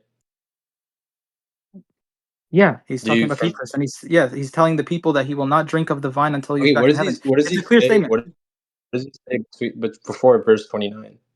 Matthew chapter 26. Oh, look, everyone read Matthew chapter 26, verse 29. Right here. Yeah, what does he I say tell before you, I that? shall not drink again of this fruit. He's talking No, about not what the verse says. The verse before that. the verse before that. Yeah, I know. He's talking about the Eucharist. He's telling you, like, eat my flesh. This is the bread. Drink my Okay, blood. This this is the is the wine. Right? blood And of he the says, I tell you. covenant, which is poured out for many for Okay, forgiveness can you of tell me? sins. Can you tell me? Can you tell me what it Drink means? from And the can you tell fruit me? of Oh, the so vine. CK Barrett. So CK Barrett, like he's a retard. Like he doesn't know what he's talking about. And right here, He will not like hold obviously this Matthew. feast until he's back in heaven. Bro, who is Okay, CK? Who? CK Barrett. You don't know who CK Barrett is? CK No, Barrett. who's He's that? a Protestant, so you might not be in line with him. But yeah, like Okay, obviously he doesn't I hold don't the view care on if he's him. a Protestant. I don't care about Okay, that well, yeah, well, this is a because he scholarly source that mentions evil this, and you're transubstantiation. coming up with an interpretation that you got out of your ass. Okay, anyways, you're not gonna address the contradiction. He says, I will not drink of the vine until I'm back in the heavens. But the one who was on the cross drank from the vine, drank wine. He got thirsty, and then they gave him wine, and then he put his head down. He's like, okay, I'm done. All right, okay, let's just move on to the next question, so we don't stick Well, on to it one was a topic. He wasn't really drinking. Okay, yeah. He did drink it. He did drink it. Read the Greek in John chapter 19, verse 28, 29. Very simple. I know. Okay, clear He not offered him to a sponge, but it wasn't the same. He's obviously referring to the Eucharist. He's referring to the blood of Christ. He's referring to that specific way where they give that mass. So he says, "I will have this with you when in my Father's kingdom." Okay. So Anyways, like this, I don't think that's an adjustment of the contradiction, but let's move on. Okay, I'm gonna go into John right now. John, why was John revising and inserting and omitting details to strengthen the idea of it being Jesus of Nazareth? So John in his gospel, right, differs from the synoptic tradition in regards to what was written on top of the cross, in regards to who was there, and in regards to Simon of Cyrene bearing the cross or not. Okay, so three instances where John completely contradicts the other disciples and their synoptics on this. Right, so the other disciples within their gospels, they say it was written on top of the King of the Jews, Jesus, the King of the Jews. Right, John specifies and says it was Jesus of Nazareth. Right, so this is a very good distinction, and because we know there was Jesus Barabbas on the cross, Jesus Son of the Father, right, and then there was two Jesus, and there was women witnessing according to the synoptic tradition. There was women witnessing it from afar according to Matthew and Mark. There was women witnessing afar. John inserts the beloved disciple watching Jesus being crucified, and he inserts that the honing in on Jesus of Nazareth, so there was no confusion between Jesus Barabbas and Jesus of Nazareth, and he omits the story, clear P and not P. He omits the story of Simon of Cyrene bearing the cross, and Raymond E. Brown says that in his book, right here, his book, The Death of the Messiah, page 912, he talks about how scholars assume and scholars say that John was aware of the Simonian tradition. Prior to the Gospel of John, there was a Simonian tradition saying that Simon of Cyrene was crucified instead, and that John omits this story to therefore repel any shubahat that the Christians would have had, therefore solidifying that, yes, there was a disciple witnessing Jesus being crucified. Yes, there was Jesus of Nazareth. There's no way we can confuse it with Jesus, Son of the Father, Jesus of Barabbas. And yes, Simon of Cyrene didn't bear the cross, but it was John. It was Jesus himself who went and bore his cross, and he's the one who was crucified, and he's the one who was taken to Golgotha. Can you address to me why John is a revisionist and why John is trying to refute all these doubts that the Christians are having within the first century in regards to the crucifixion, please? Okay, so in the Christian tradition, Simon of Cyrene did bear the cross, but it was to help Jesus carry it to the hill, right? Not according to John. John chapter 19, Yeah, verse because 17. he didn't. Even if he didn't omit it, this is like the stuff Ehrman makes. When he says like, This is Raymond "Oh, Brown. Luke This is didn't Catholic include." scholar. Catholic scholar who brings up this point. Right here. Clear P and Yeah, not what P. is Who this? bore the What is cross? this? You want me to show you his writings? I Who can show you bore his the writings. cross? Simonian tradition, inside What chat. do I'm you? going to put it. What do you? No. What's your point exactly? My point is that John is a revisionist. So John knows that there's doubts going around about the crucifixion, saying, oh, like people were probably saying, oh, there was only two women at witnessing it. There wasn't a beloved disciple there. So John inserts the story of beloved disciple. The other commentators, the gospels don't make mention of this, that the beloved disciple was there witnessing the crucifixion. He also hones in on Jesus of Nazareth being Brother, I specified. asked. Yeah, my point What is pretty is? simple. John is a revisionist. John is Oh over no, here I trying to don't reveal understand. that. Wait, you're saying John is you're saying he's revising what the other gospels have said, but Exactly. what's To your point strengthen the regarding? belief in the crucifixion. To strengthen the You're belief saying in regards to the crucifixion. Why is he contradicting the other synoptics? you're saying that he's not omitting the fact that Simon of Cyrene carried the cross. He admits this, right? And the scholar right here on the side chat, right? Raymond E. Brown, right here, he talks about, and this approach depends on the force of the dative. Okay, right here, I'm going to read. Similar use of hito, okay, as the martyr takes the closest. Why would John so firmly reject Simon's role in favor of Jesus carrying his own cross? Some think that this above mentioned is the Gnostic view denounced by Irenaeus. So right here, that John, he says that some think that the above mentioned is the Gnostic view denounced by Irenaeus, was already in circulation and John was refuting it. So we know of a Simonian tradition where Simon of Cyrene, where people were proclaiming Simon of Cyrene was crucified prior to the Gospel of John being written. So this is why the Gospel of John omits this detail, right? So the people don't have any of this confusion, whereas Simon of Cyrene was the one who's taken to Golgotha. And even if you read it within the original Greek from Mark chapter 15, from 20 to 22, it'll read like Jesus, it'll read like Simon of Cyrene was crucified instead of Jesus. And they inserted Jesus' name in there when it's not in the original Greek. So can you tell me why John is revising this gospel and why is he trying to repel all the doubts and the crucifixion that the people had within the first century? This is prior to the Gospel of John being composed, that people are having doubts, that people are arguing against the crucifixion, saying Simon of Cyrene was crucified instead. So you're essentially saying because John doesn't mention Simon of Cyrene bearing the cross, Yes. he's trying to clear the doubts of those who believe Simon of Cyrene was the one who was crucified. Yes. Well, yeah, you have the Simonians who are inherently Gnostic, but he did that because the reason a lot of people because if you look at the Gospels, like this is a common argument brought by like people like Urban and stuff. They're saying, why did this Gospel omit this, but this Gospel didn't omit that? Because I give you three instances, Lucerna. I give you three instances where he's omitting certain details and he's inserting certain details, like the beloved disciple, like Jesus of Nazareth, Right. specifying Jesus of Nazareth, where he's trying to prove the crucifixion. Let's do this. I didn't want to cut in too much, but let's just do this, Abdulazeez. Finish the point with like in 1-2 sentences your question or whatever it may be. Once Lucerna answers, then we'll move It's on. not that. I just don't because I'm trying to figure out his point. He's just kind of All right. restating the entire point from the beginning. Try to condense it a little bit into 1-2 sentences, and then Lucerna will respond. Okay, look. Do you You're saying believe that the okay, John do you emits believe the certain stuff. Simon? I John can hone emits it certain down stuff. to a simple question. I can make Right. it into a simple question. Do you believe the Simonian tradition existed prior to the Gospel of John being written? I don't know. I'm not educated on it. All right. Well, that's fine. It You can look doesn't into really. the Simonian tradition. So the Simonian tradition is Simon Cyrene was crucified and said this is prior. This tradition is prior to the Yeah, Gospel of I John know what being the written. Simonian tradition is. Like the Okay. Basilidians were also Simonian. All right. Lucerna, you ready for your cross exam? Yeah, this is probably going to be very short. All right. Go ahead, start. So, you know what the historical method is? Yeah, the historical critical method. Yeah, whether they're going to go by attestation, whether they're going to go over the reliability of these sources. It depends on the historical critical method. If they're going to Brother, go from a I just asked if you know what the historical method is. yeah, I'm explaining it to you so we can agree on our definition. Okay, can you try to prove the Quranic narrative using the historical method? The Quran doesn't fall into the category of historicity. It falls into the category of theology. I'm not using the Quran as a historical document. I'm telling you that the I'm talking about Quran, the Quranic surprisingly narrative. enough, I'm talking about the Quranic narrative of the crucifixion because that's kind of what the entire point of this debate was. If yeah. Jesus Christ So was replaced by a substitution on the cross and was ascended into heaven. yeah, I can explain to you. Okay. I'm going to explain to you what the Quranic narrative says. I can read the verses for you real quick. I'm going to make this quick so I can save your Okay, time. sure. Explain the Quranic narrative. Yeah. Okay. Give me 1 second. All right, here. And for they're saying we have killed Messiah, Jesus, son of Mary, the messenger of God. In fact, they did not kill him, nor did they crucify him. But it appeared to them as if they did. Indeed, those who differ about him are in doubt about it. They have no knowledge of it except following the assumptions. Certainly, they did not kill him. Right? I can read in Arabic if you'd like. But the Quran is basically telling us the early people had ikhtilaf. They had difference of opinion in regards to what happened to Jesus in regards to the crucifixion. It's specified in the verse. Then we were told that there was shak, that there was doubt, that people were having doubts in regards to what. And I proved this. I just proved this with my last question. Then we're told that they did not have ilm, they did not have knowledge, and the info wasn't coming from reliable sources. And last, we're told that they ended up following dhan, conjecture, hearsay, and I just showed you, right? 18 different documents, 10 of them denying the crucifixion. Within the first century, we have the Simonian tradition. We have all these Jewish Christian groups rejecting the crucifix. We have Paul and his Christology and his soteriology and his theology and contingent upon Jesus' crucifixion, right? So we see all these differences of opinion, all this ikhtilaf, all this dhan, all this conjecture, all this hearsay is there within the first century, second century, and Jewish Christianity is the majority within the first century that shows the Hawarian were prevailing. Yeah, so this Okay, is how we so understand. essentially the Quranic. Where I asked you to explain the Quranic narrative and you explain what happened in the first century, but essentially I the read Quranic the narrative. Quranic narrative and I'm Jesus. showing No, you no, how hold to on, hold on, interpret hold it. on, hold on. Go ahead. So essentially, the Quranic narrative is that Jesus Christ was raised up to heaven, right? And then people down on earth had like little doubts and stuff about what actually happened to him, right?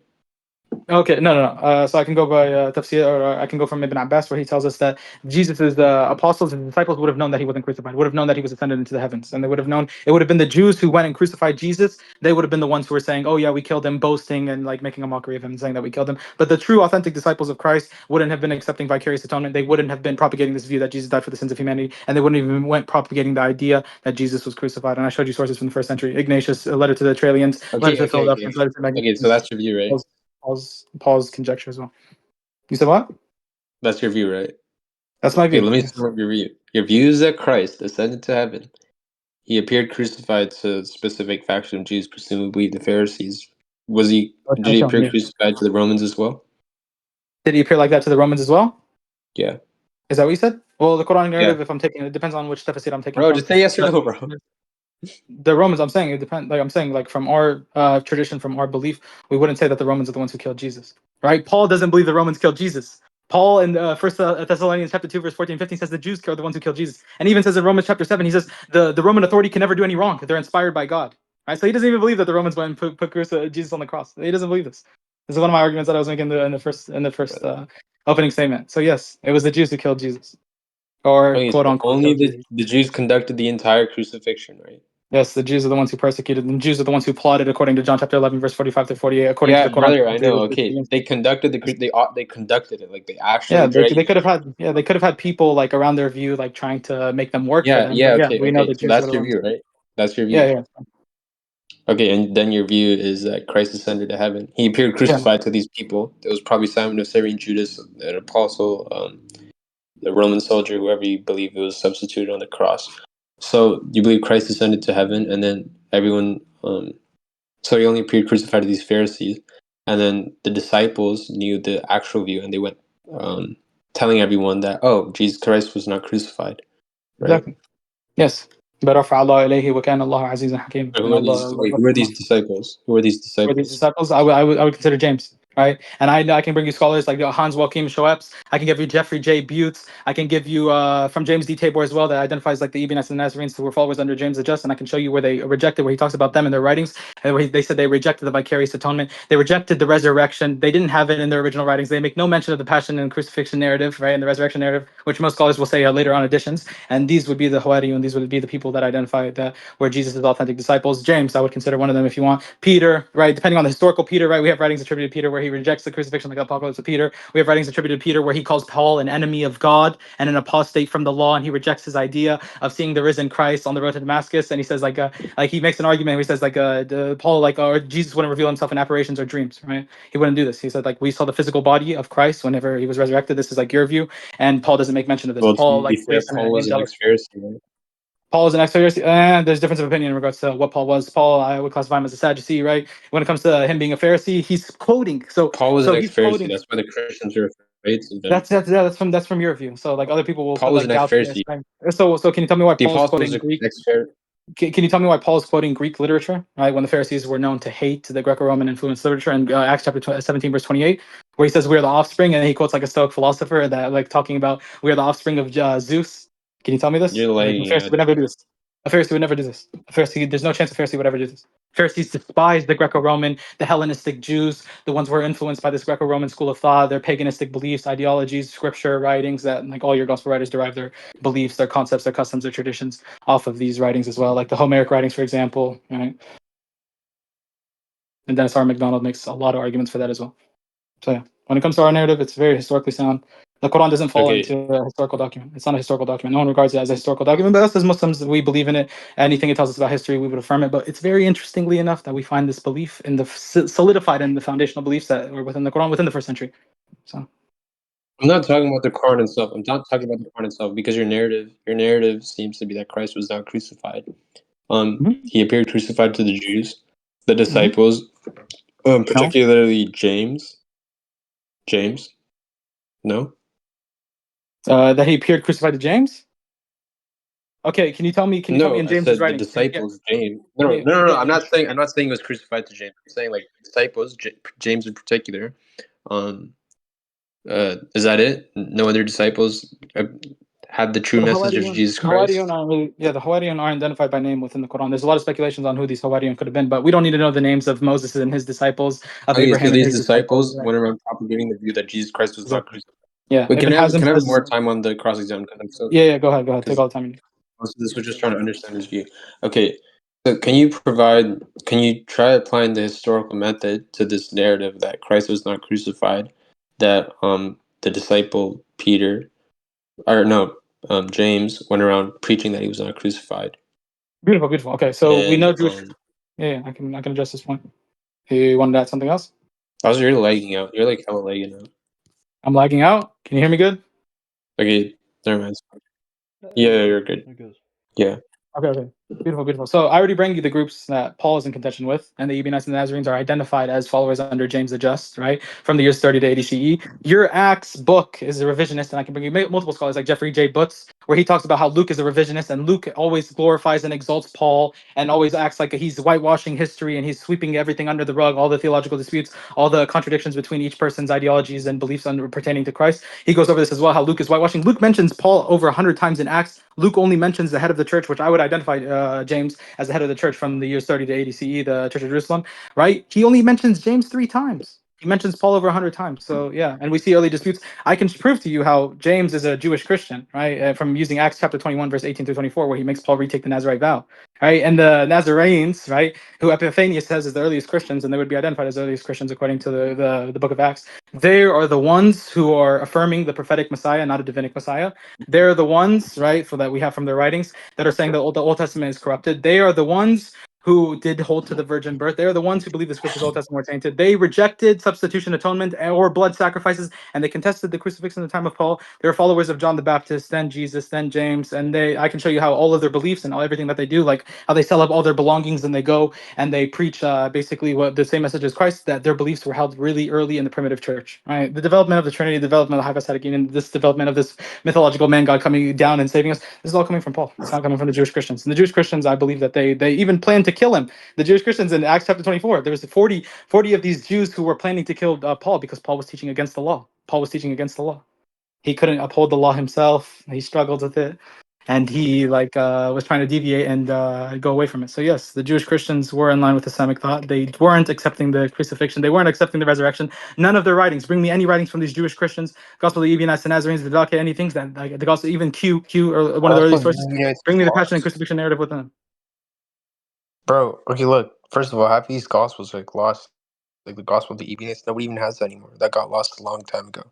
No, But we do you do we still do an have it. We do have answer it. my We do have it question? in Secret Clementines. Can you apply We do the have a lot. historical? Can you apply the historical method? Can you apply historical method? Wait, can you cite the historical method, step by step?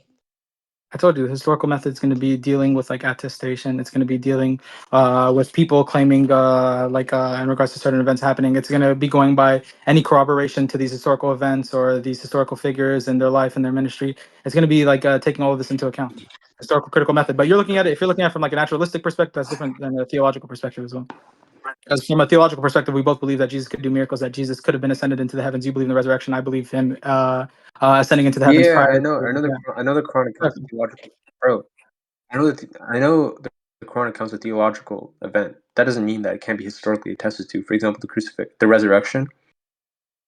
A lot of people argue with historical attestation to the resurrection.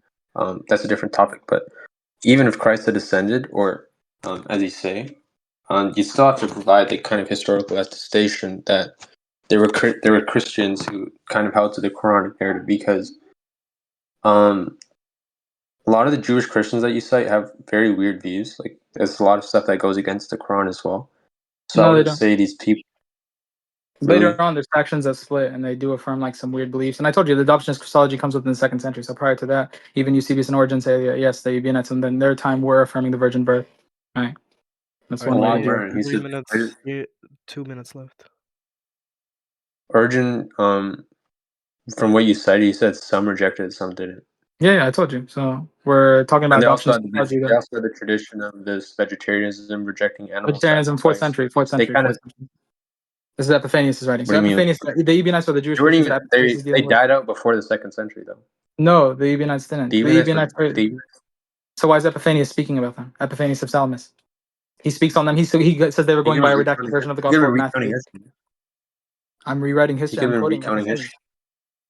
So Epiphanius is wrong when I'm he not saying deals he's with certain Jewish Christians. like you're recounting history, but the Ebionites for the most part had died out by the 2nd century.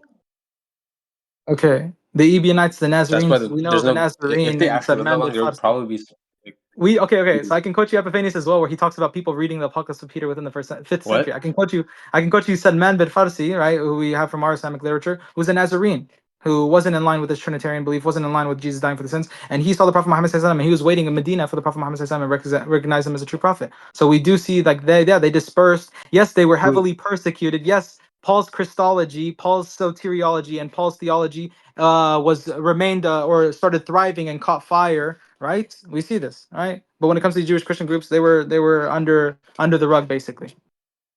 But yeah, we still have their remnants. We still have church fathers quoting them. I was appealing to church fathers. I was appealing to Ignatius of Antioch, who on three different occasions he's refuting Jewish Christians and their belief, where they're saying it's not an original doctrine. So but why would he most affirm Jesus being crucified?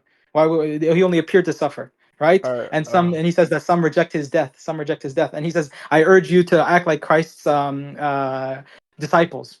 This is what he says in the letter to Magnesians. Let's do this, Lucerna. We're gonna do the same thing. Just ask either shorten or ask a new question, whatever it may be, and then after his response, we'll end it right there. If that's fine with y'all. Sounds good. Lucerna, go ahead if you have if you want to condense your question or if you have a question at all. no, it's good. I'm also lagging a bit. Like he's very choppy. All right. So do you want to give up the rest of Yeah, the can you hear me? time? Okay. So Can then, you hear me? yeah, I can hear you. Yeah. Hello? Yeah, That we was can mad hear him. delayed. We can hear him. Yo, are you here? Yeah, we're here. Yeah, I'm here. I can hear Oh, you. It's just you're a little choppy. But Okay. So what'd you ask? Lucerna, I was gonna ask you, um, what's it called? If you want to give up the rest of the time for the cross exam, then we can either do two things. We can go into conclusions, or before conclusions, we can have a Q&A. We can have two Muslims and two Christians come up and ask either one of y'all questions. If not, we can skip that and just do the conclusions and end there. What do y'all think is best? I'm down for whatever. You wait. So you said a Q&A or conclusion? We can do either a Q&A before the conclusion or just skip the Q&A and go to the conclusion. The Q&A would just be two Muslims would come up and ask you a question, Lucerna, and then two Christians would come and ask Abdulaziz a question, and you guys would pick the Muslim and Christian. I do have a friend that I can bring up, but I think he's offline. Hold on. We can start Hold on. with Abdulaziz's picks, then we can start people asking you questions we if can you want. skip the Yeah, Q&A but if you don't want. I have no one to bring this. At no point, you know. There are some people in the comments who would want to come up, like 009 and other people as well. If you're down Brother, for half of these people are like trolls. it. So you want to skip that or you want to do that? I kind of want to do it. It's just I don't know anyone. Wait, hold on. This guy TM me. Alright. Okay. Yeah, let's just skip to the conclusion because I don't have anyone to bring up, and half the Christians here are like trolls. No problem. Here, do you Unless want there's anyone. I can want to bring Rumi. Okay. Okay, bring up Rumi then. Alright, let's start Abdulaziz with Rumi if you have a question. Do you have a question, Rumi? Alright, Rumi request up. We'll start with Rumi's question. And Who's the then question for? He'll have a question for Abdulaziz. Okay. And Yeah. then we have Yazan. I believe that he has a question for the Christian debater. we'll have Abdulaziz pick the person who goes, but Rumi, Creepy for the what's up? first. Alright, Rumi, go ahead and ask your question to Abdulaziz. Hello, can you hear me? Yeah, what's up, Remy? Yeah, we can. I'm good, thank you. You earlier in your opening statement, you said that by consensus, the Gospels are anonymous, right? And one of the persons you quoted was Mike Lacuna. And in his recent article called "Are the Gospels Historically Reliable? A Focused Comparison on the Augustus and the Gospel of Mark," he says on page 8 of 18, he says, "Over the past 50 years, a majority of critical scholars agree with the traditional authorship of Mark, that his son, named Mark or John Mark, wrote that he remembered the Apostle Peter said. Also, a large majority of critical scholars during the same period date Mark Gospel as 50 to 70. And this was a survey of over 75 critical scholars. How do you deal with this, even though your opening statement said to the contrary? Yeah, Rumi, I didn't bring up Mike Lacona in regards to him negating the reliability on the Yeah, I didn't say Gospels. you did, but you brought him up as a scholar, right? Yeah. So I'm asking, how do you deal with one of your scholars that you brought up, not for this particular point, but one of your scholars in general brings that you brought up that says that the majority of actual critical scholars agree that the Gospels are not anonymous? Then I would say that the attestation to this gospel that we can earliest find is from Irenaeus of Lyons, which comes in the year 180, which it doesn't really do much for us. We know that these But gospels do would have you been named. concede to this? Do you concede to the point that actually critical scholars do think the Gospels are not anonymous?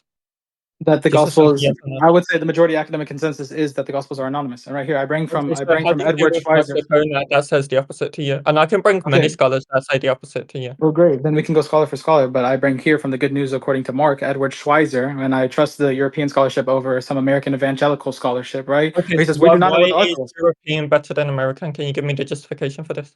Alright, this is So becoming when it comes to European scholarship, I think it's a lot more advanced, especially with the Germans. You thinking is not an argument. Like, have you got an argument? I would say okay. yes. This is becoming a debate. Rumi, just real quick, say your question one more time, then I'll drop Oh it. yeah, so I don't think like he can give a sufficient answer. The question was that what's your opinion on Mike Lacona, who says that most critical scholars say that the Gospels are anonymous, and his answer was, Irenaeus is the earliest, which is disputed.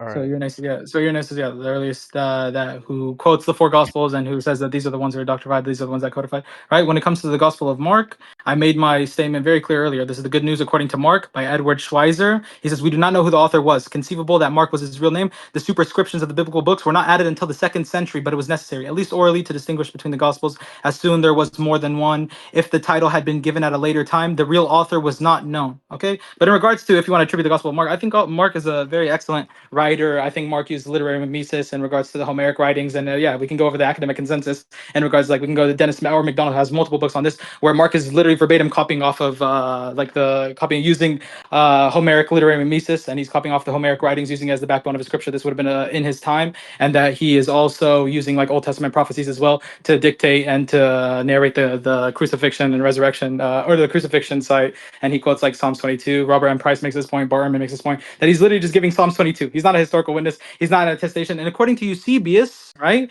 Mark is an interpreter of Peter, right? According to ecclesiastical history, Mark wasn't there witnessing Jesus's life events, witnessing Jesus's ministry, witnessing Jesus's practices and teachings. He wasn't there. He was an interpreter of Peter, right? So All when right. it comes to the whole idea that Mark is a surefire source in regards to proving the crucifixion, yeah, there's a lot of issues I can point out with this. Even then, yeah, there's not much more I can say. Thank you for the answer, and thank you, Amir, for the question. Abdulazeez, who do you pick for your who do you pick to for the question against Lucerna? There's Abdul Yazan, Abu Damdam, Leafy was here, Shaky Leafy, Bakey, Leafy, Shaky Bay, Leafy wants to come up. Leafy wants to come up. Leafy. Okay, go ahead. Assalamu alaikum. Can you guys hear me? Yeah. It's not. My question for you, Lucana. So, in your opening statement, you said you had three types of sources for your belief in the crucifixion. You said you had eyewitness testimony, you had secondhand testimony, and then you had an oral tradition, right? So, my question No. is to you is that's what you said. It's recorded. You can check it later. Well, My question to you is, can you name? I haven't finished asking my question, brother. My question to you is, can you name me a single eyewitness who is trustworthy, who actually saw Christ being crucified? And if you name someone from the Gospels, I'm just gonna laugh at you. Go ahead. All right, brother, thank you.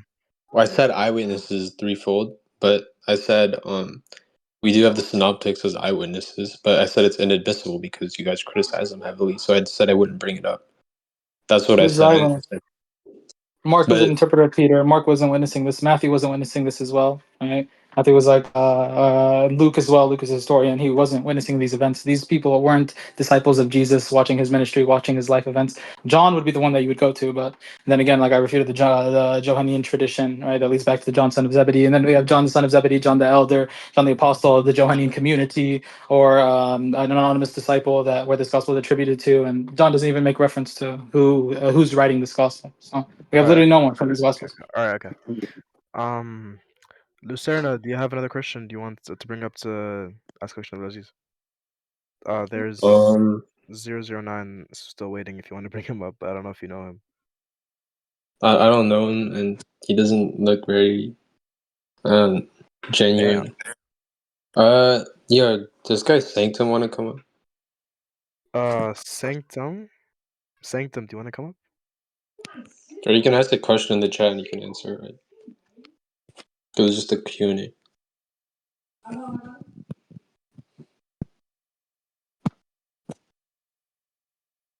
Like, you just bring this guy 009 up then. Who cares? All right. 009, come up and ask your question, inshallah. Alex 009. Yo, what's up? Can you hear me? What's good? What's good? What's up? So my question for you, well, of course, it's gonna revolve around the Old Testament prophecies. I asked you this before, but I can't really remember your answer.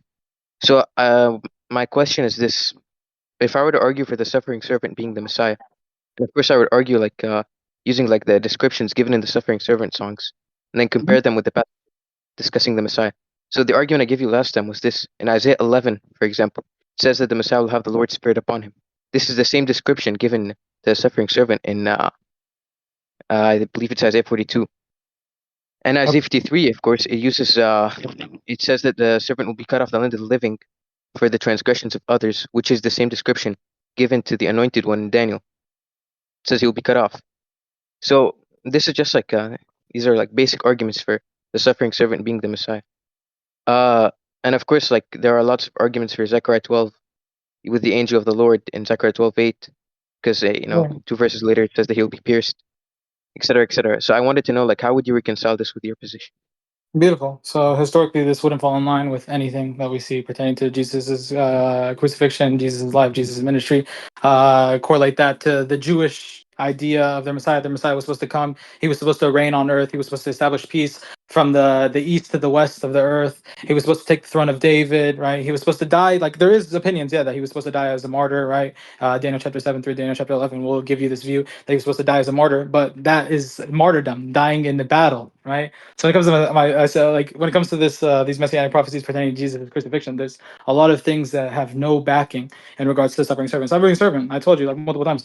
Suffering servant. First of all, there's a strong difference between the Jewish belief being redemptive suffering and the Christian belief being a substitution, vicarious atonement. Right? The Christian's belief is literally paganism. It's literally paganism. Child sacrifice, man sacrifice, innocent sacrifice. This completely goes against the Old Testament. So for anyone to think and to interpret Isaiah 53 or any of these prophecies as a mythological man, God, savior who's going to come and he's going to die for the sins of humanity, this is absurd, right? And basically, like how the Jews understand this is how a particular interpretation of the Midrash cannot override the central teaching, the Peshat, right? When it comes to the Jewish interpretation, they will either identify the servant being Jeremiah, right? And there's Deutero-Isaiah, there's first Isaiah, there's Deutero-Isaiah, Isaiah 40 through 55 is a different author, right? But when it comes to the poetic language that he's using, it is very emotional and things like this. But I could even say it's referring to Jeremiah. I can say the suffering servant has been identified from Isaiah 41 verse 8, Isaiah 43 verse 10, Isaiah 49 verse 3, and Isaiah 53 is a continuation of this, and it's talking about their exile in Babylon. Right, Cyrus would have been like notified as one of like the redeemers of the children of Israel. He's mentioned as the Messiah, so he's mentioned as the Messiah in Isaiah 45 verse 1, Isaiah 45 verse 1 and verse 2, like God's instrument, the anointed one, the Messiah, Cyrus, king, right, who helps the children of Israel, who helps the suffering servant. And I'll say, yeah, the suffering servant is, according to Isaiah 43, verse 10, the witnesses of Israel, the faction of Israel, who went through this exile, who went through this um, persecution, who went through this redemptive suffering. And this is all documented within the historical interpretations of Isaiah, Deutero-Isaiah, Isaiah chapter 40 through Isaiah chapter 60 something. Right. I can bring multiple sources in the slide chat if you want to look at them, look at the scholarly interpretations, and look at the arguments they make against Isaiah 53 ever referring to Jesus. I'll put them all in the side chat if anyone's interested. All right, Shaky Bay, if he wants to come up. There's Abdul, Shaky Bay, Abu Damdam, and El Ray. Who do you want to pick? Shaky been tagging me hella, so I'm gonna bring up Shaky. Alright, inshallah. Assalamu alaikum. Hi. Okay, so my question for you, Lucerna, is in 1 Timothy 2:5, it says that for there is one God and one mediator between God and men, and the man, Jesus Christ. So how does this fit the concept of the crucifixion if Jesus is also God? Who's the man mediating? Brother, what? You know the mediator is Jesus Christ, right? If you read the verse. I don't see how it ties into the crucifixion. Because it's take a look. There's the verse was for there's one man one so 1 Timothy 2:5. So I'm reading for the KJV, but I don't really care. But there's one God and one mediator between God and man, the man Jesus Christ. It's not saying that. Well, I would affirm that Jesus Christ is God, but in this sense, the mediator here is Jesus Christ. I don't know how this contradicts the crucifixion. I don't understand your question. Should we bring him back up, or is that solid enough to answer? That's fine. That's fine. Okay. Was okay. Let's do one more each. Sanctum, did Sanctum send you questions, Lucerna? Huh? Did Sanctum send you questions? He said he'd send you a question for abdulazeez. Oh, okay. So, okay, he DM'd me. He said, "Sure thing," but okay. What's your question, bro? What is your question? Okay. He's not giving me a question. Sources on Isaiah 53 in the side chat if anyone's interested. I think that we're wasting time at this point. Can we jump to in the Conclusion? conclusion session and closing statements? All right, we can do that. Yeah. Because you began the debate, Abdulazeez, you can begin with the conclusion. Go ahead. Alright. Very simple. Alright. To conclude, wait, how much time is the closing statements? 3 minutes? Yeah, 3 minutes. I'll Alright, start right beautiful. I'll now. make it quick. All right, go ahead. Alright, beautiful. Alright, to conclude, like this debate, right? We can see that the Gospels are horrendously unreliable, and there's zero non-Christian witnesses to the crucifixion or attestation in the first century, external to Scripture, pertaining to the crucifixion of Jesus Christ. Right? There were people in Paul's time heavily rejecting the crucifixion and the soteriology, the doctrine of salvation, from the supposed crucifix. We have many different groups claiming many different things pertaining to Jesus' crucifixion and resurrection. Many denying it as well, and others claiming he died by different methods. Even I didn't bring this up, but even the Jews say he died by way of stoning in Psalm 143a verse 20. Right? So this is like a whole plethora of theories in regards to is it divine rapture, is it substitution, was he saved, was he tied to the cross, or was he pierced? Did he ascend into the heavens? Right? Like a lot of people with a lot of different theories pertaining to Jesus Christ. Exactly what we see in the Quran. So the Quran is perfectly in line with the events of the crucifixion. So alhamdulillah, we have the Prophet Muhammad sallallahu alaihi wasallam who comes and reveals to us the true message of Isa alayhi salam and his disciples, and is a continuation of the prophets, leading back from Jesus, leading back to Moses, leading back to Abraham, with a consistent message, right? That no man can die for the sins of another. That Hero Israel, Lord is one. Qul huwa Allahu ahad, right? Yeah, and all these different beliefs. I was gonna go into like there's no physical evidence of Jesus' crucifix as well, right? But we don't really have time for that. The shroud of Turin, the nails, the true cross, the crown of thorns. This is like a funny claim that the Christians make that we have archaeological evidence or any material evidence of Jesus' crucifix, and just a bunch of nonsense that they try to bring as well, right? What else? What else? And I was gonna bring up these arguments as well. But to conclude, yeah, we saw like a lot of paganistic beliefs being infiltrated into these gospels. The quote from Justin Martyr as well, the Homeric writings basically being the basis of Mark's gospel, according to Dennis R. MacDonald, according to a lot of scholars as well. Right? What else? What else could I go over? Okay. I think I showed him pretty well that the Jewish Christians within the first century, right? They would have rejected. They wouldn't have any gospel. They wouldn't have had anything in their writings pertaining to the crucifixion and the resurrection. Right? They would have been rejecting the crucifixion in the time of Paul. I bring you two scholars that note this. 1 Corinthians chapter 1, verse 23, the Jerusalem's pillars, right? John and Cephas and James, they're the ones who are saying they don't believe in a Christ crucified. This isn't in any of the writings attributed to them. It's not in line with their soteriology. It's not in line with their ideas. Paul needs this. Paul needs the crucifixion of Jesus Christ to get us away from the law, right? To be redeemed from the cursed law by becoming a curse himself. Curses everyone who hangs on a tree. In Galatians chapter 3, verse 13. Right? So when it comes to Paul's ideas, Paul is the innovator, Paul is the anomaly, Paul is the one who differentiated from Jesus in his original teaching. Jesus' original followers were Jewish Christians. They were upholding the law, they were upholding the fast, they were upholding circumcision, they were upholding all these things. Paul wanted to move away from this. Paul wanted to appease the Gentiles and the Greeks, and then teach them an idea of a crucified Messiah, like a mythological man, God Savior who comes to redeem the humanity and all of these things, right? And I don't think I don't think this has any basis or any backing from the Old Testament. Prophecy, I bring up one prophecy, Psalms 91, verse 10 through 16, right, where it talks about Jesus being, no evil shall befall you, no scourge will come near your tent, for he will give his angels concerning you to guard you in all your ways. On their hands they will bear you up, lest you dash your foot against the stone. You will tread on the lion and the adder, the young lion and the serpent you will trample under foot, because he cleaves to me in love. I will deliver him, I will rescue him, because he knows my name. When he calls to me, I'll be there for him. I will respond to him.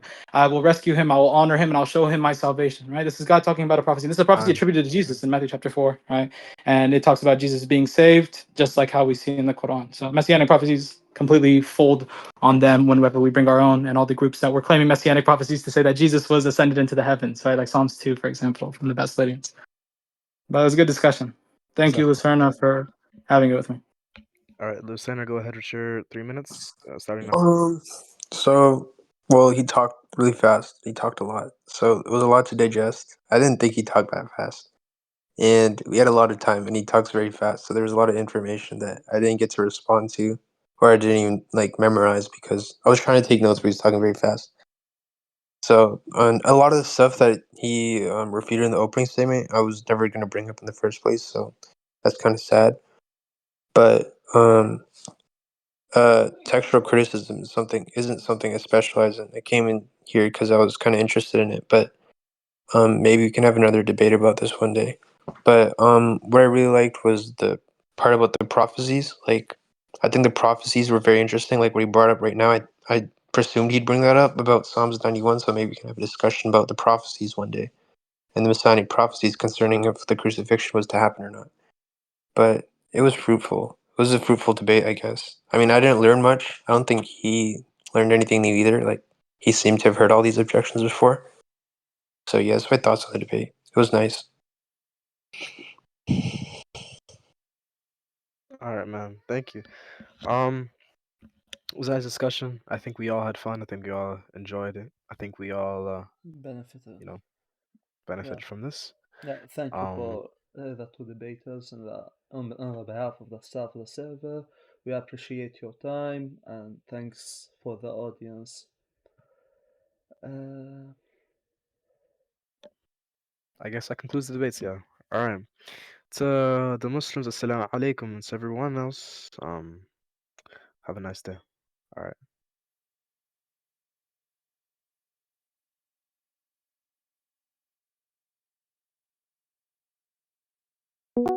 Bro, you're not a muhaddith. Why would I care about you? You're nobody. I have the salaf.